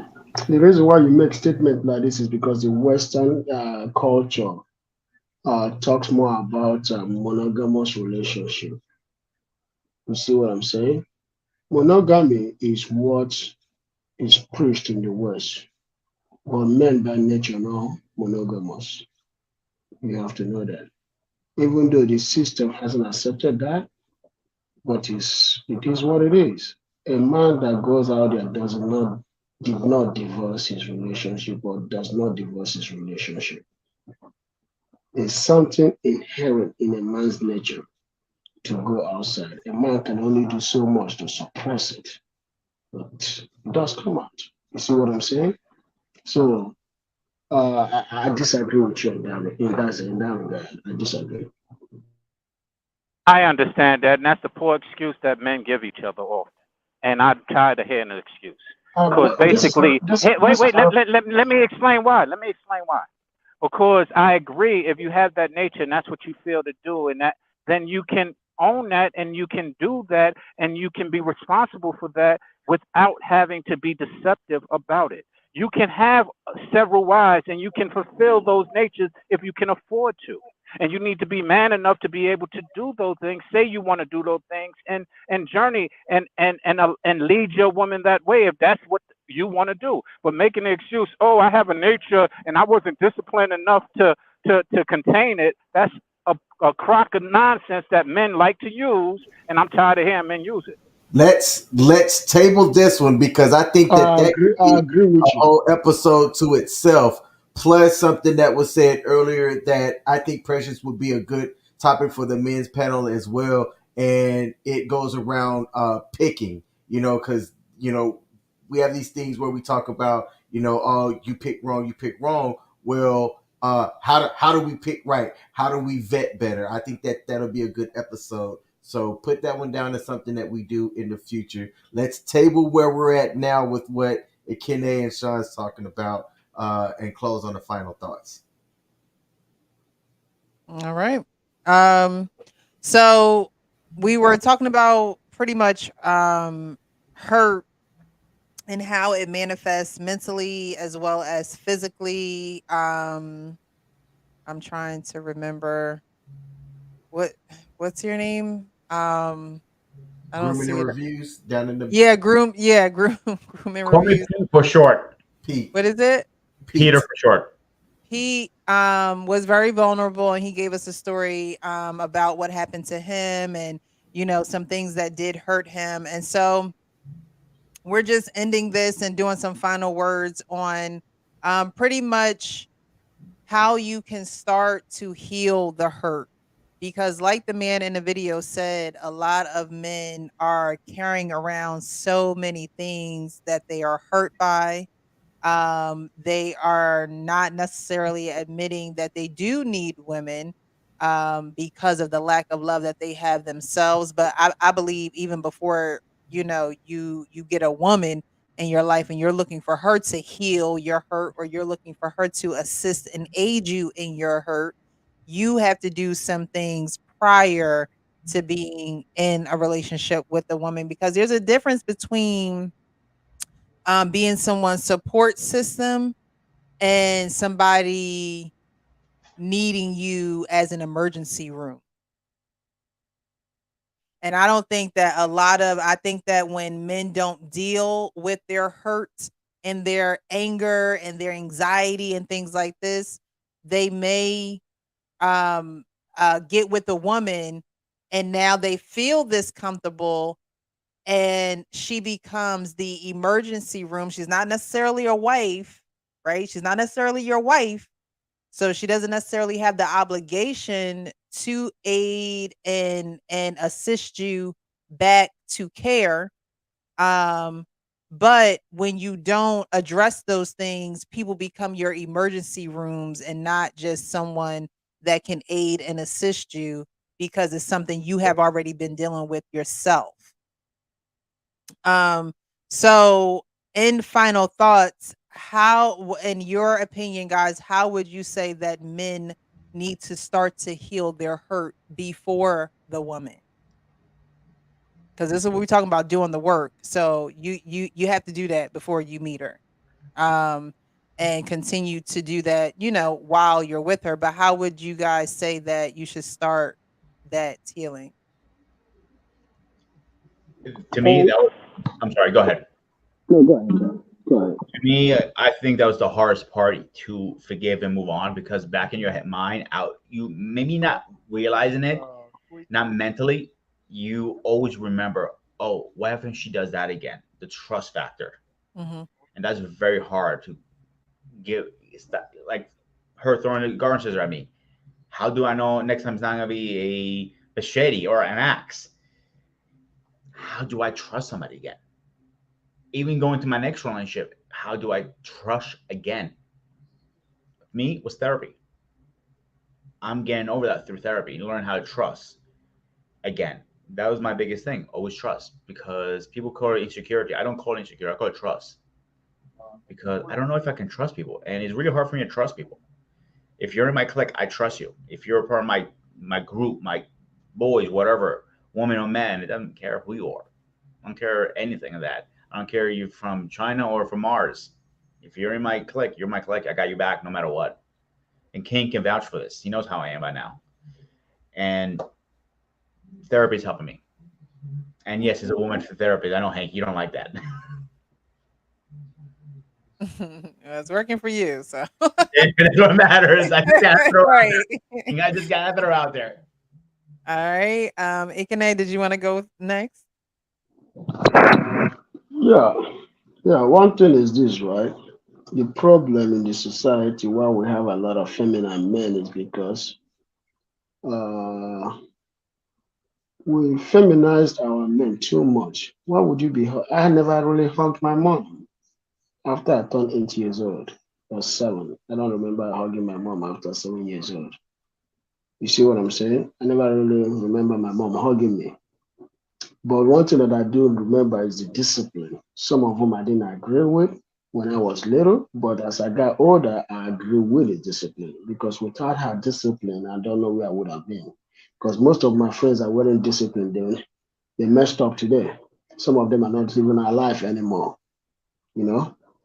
But one thing that I have to say is this.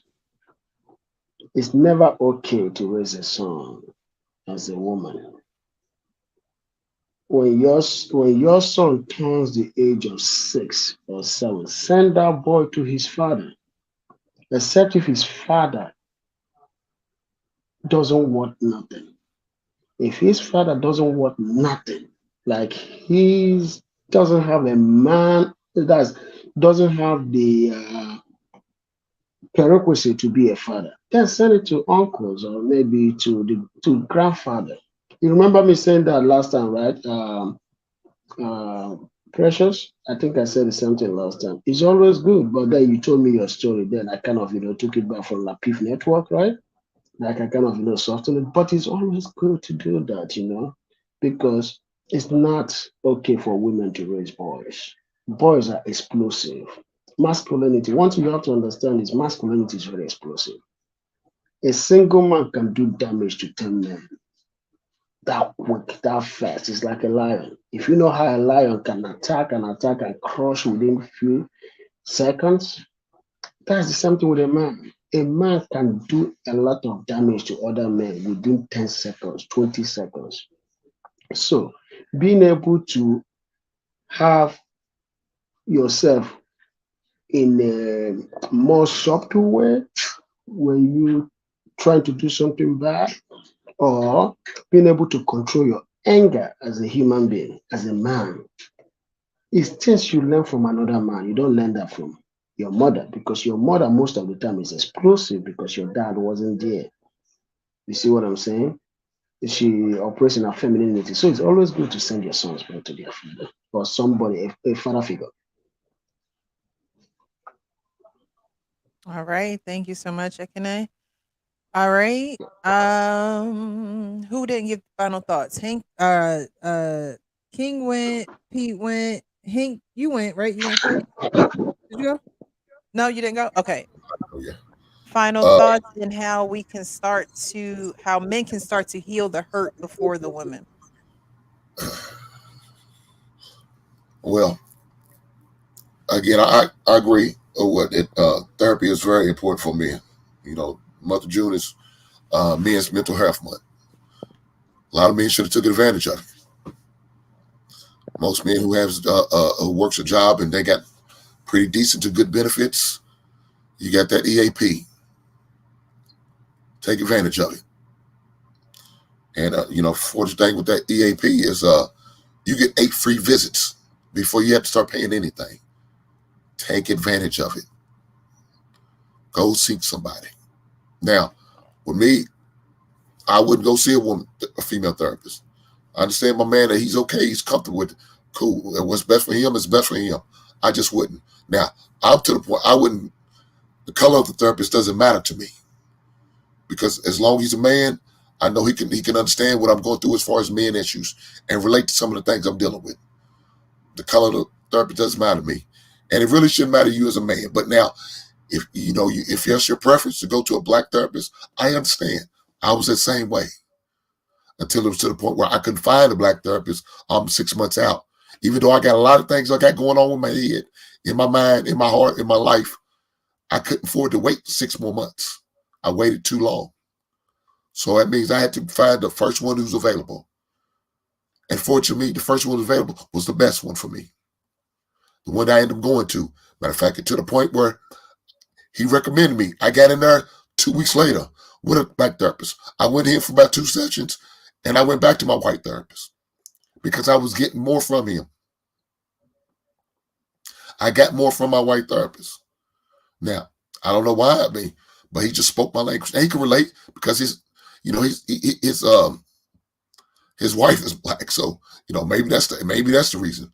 His kids are biracial. Maybe that's the reason. I don't know, but he understands some of the things I was dealing with. Even when I was talking about race relation issues with the man, he sympathized with me, so I was good with that. But again, I encourage every man to go get therapy.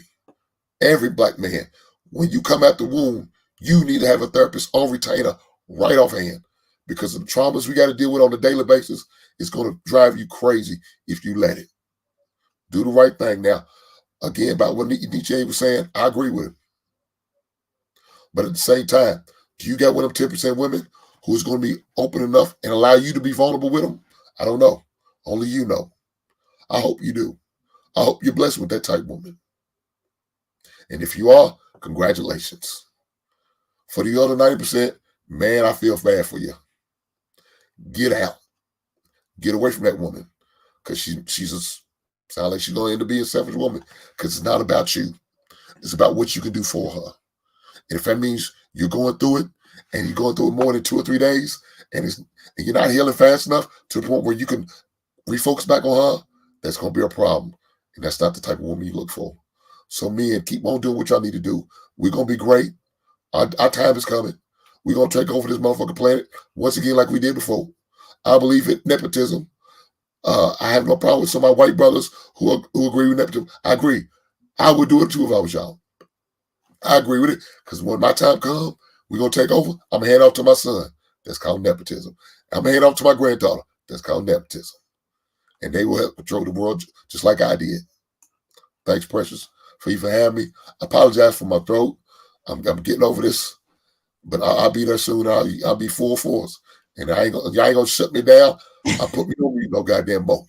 Don't apologize. We hope you feel better. Thanks so much for at least lending your time this evening with your voice. I really do appreciate it. Alrighty. And Sean, did Sean give final thoughts? Yes, I am here. No, I didn't. Okay. Final Hank, thoughts? first and foremost, hope you feel better, bro. Even with that sore throat, you still got that baritone, Barry White thing going on. Salute. To my other brothers on the line, I appreciate your points of views as well. What do? We need to take time. Time. And what you do with that time is up to you. But therapy is one method, one resolution. I mean, one way. But the time that you need to take is time to learn how to forgive the person that hurt you. And most importantly, time to take to learn how to forgive yourself for allowing you to be hurt. And then go into a relationship. But take that time before you get into another relationship is what I would recommend. And that's something that a lot of us don't always take into consideration. We often prematurely get into relationships, and that's not just men, that's people in general. And I think for any heartbreak or hurt or pain, we need to really identify, and whether it's therapy or whether it's time or whether it's the Lord or wherever it is, wherever it comes from, it's your choice. But really try and get it done before you get engaged with someone else is really the key that I think we need to start trying to do. All right. Everybody go. King, did you go? No, I'm good. The things that I said earlier still apply.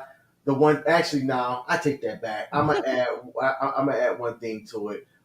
I'll give just for me personally, it took going through it, right, and taking a period where I really had to work on myself. I always say that there's several pillars. You got your physical, mental, emotional, spiritual. If you know what I'm saying, that's your jam. If you keep those 3 or 4 pillars strong, then you're able to, I think, be a leader for somebody that comes into your life or that you choose to share life with. If those pillars are shaky before you meet somebody, that's one thing. But I think we should have a conversation about what happens when a pillar gets shaky afterwards and the person that you have in your life violates that. What do you do? That's all I've got. All right. And I think everyone has given their final thoughts at this point. I really do appreciate you guys. I appreciate those who have showed up in the chat, who have interacted with us. I appreciate those who have sent cash apps. I got a couple of cash apps that came through, so I do appreciate you guys for that. If you do want to donate, you can always send to Michelle 1500 to my cash app. So my final words this evening would be 3 words, right? Faith. Actually, it's 4 words, but the last one is 2 words. Faith, words, and self-care. Right? So we have to put our faith into action. If we're made in God's image, come on, what are we doing? If you made in God's image, you need to start walking around like that. You need to start brushing yourself off like that, because anger, sadness, we talked about the things that we don't deal with when we get to hurt, right? We don't deal with the anger. We don't deal with the sadness. We don't deal with the shame. We don't deal with the guilt. And we don't deal with the anxiety. All of those things are intangible. You can't grab any one of those things and say, be good now. I'm at anger, be okay now. No, those are things that are intangibles. Those are things that we need a higher power to help us with, because there are going to be times where we don't know when someone is going to pass away. And that is going to give us anxiety because that person probably used to take care of us, right? We don't have any control over that. So we have to get into the rhythm of being in the rhythm with the person who's in control, because we think we have a lot of control and we really don't. We really don't. You only can control what you can control, but the things that you cannot control, if you don't get in contact and connection with the person who does control everything, the spirit that does control everything, then you're going to lose control trying to have control of everything. So I say faith. You have to have faith. You have to have something that's bigger than you that you are then submitting to, that you are saying, okay, I've done my job for the day. There's nothing else I can do. I need to depend on the Lord. Because y'all already know what my saying is. Only Jesus saves. You can't save nobody, and can't nobody save you. Only Jesus saves. My next word would be words. Words are powerful. Words, we don't usually get out. We don't always get out the words that we want to say to someone. We don't always get out the words that we need to say to ourselves. Someone earlier was talking about, I believe it was Pete. He was like, I need my girl. I need her to say, certain things, and I need her to be there. But sometimes, this is a song that I learned back being in church. Sometimes we have to encourage ourselves, because when there is nobody else there, I need to know that because of my faith, I can encourage myself. And then that then gives me strength that if nobody else is around, I really can't depend on that. So I have to have faith and use my words to encourage myself, because when I don't have nobody else around and everybody done turn their backs on me, I need to know that I'm standing in faith and I'm dealing with God. It's just me and him at this point. We're going to ride this thing out. So we have to have our words, and not only with God, right? Because you guys talked about therapy. So I always say God in therapy. God in therapy saved me. It wasn't just therapy. It wasn't just going to Barnes and Nobles and going to the self-help section. It was therapy too. Because I needed somebody to tell me, like, okay, this trauma is making you repeatedly do this. This trauma is why your mouth is foul. This trauma is why you can't get along with, so-and-so. I needed someone to tell me that. I needed to get into the practice of learning why my emotions were the way that they were.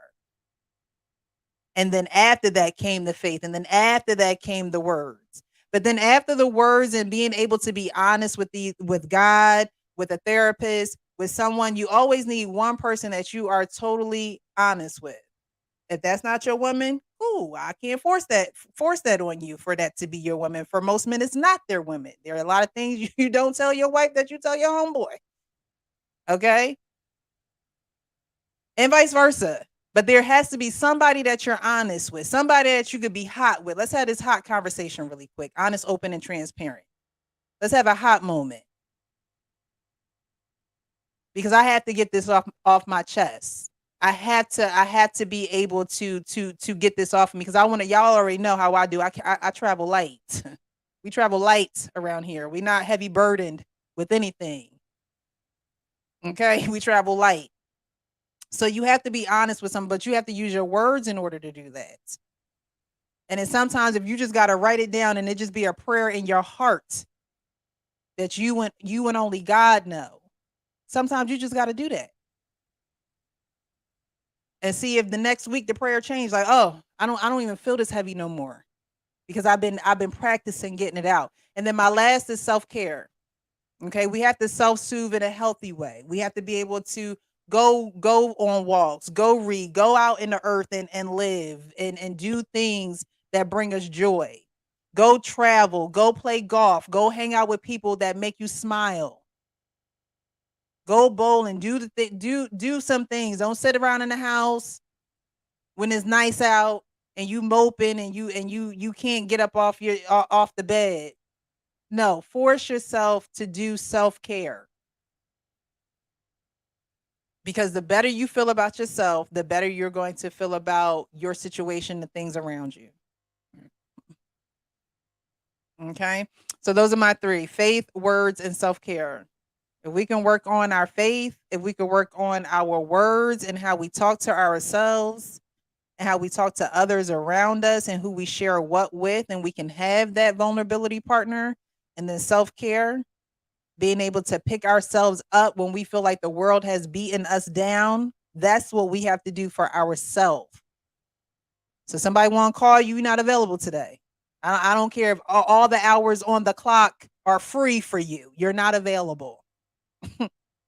You're going to get a massage. You're going to get a pedicure or a manicure. You're going to go play golf, and you're doing that all day. You're going to go sit and read a book by the water. And that's what you're doing. You have to schedule you in there, because as men, you guys have a lot going on. You have a lot of responsibility. You take on a lot, and you do it effortlessly. But there are times where you need your time and you can't feel guilty about that. So take it, do what you need to do. But I appreciate you guys. I appreciate those who have watched. This has been a great show. We will be back next Monday with the men's panel. I took some of your ideas down, King, on the next show. So we will be talking about picking wrong, and we will be talking about is it just in the nature of a man? Sean said he's tired of hearing it. He's tired of hearing it. Okay, get it together down there. So we're going to throw some of those things into the next show. But I really appreciate you guys. Again, we'll be back on Monday. And you guys know what I always say. Keep it real with yourself so you can keep it real with others. I appreciate you guys. Have a great night. And happy 4th of July. Have a good holiday. Thank you, Precious. Happy 4th of July. Happy holidays to everyone too.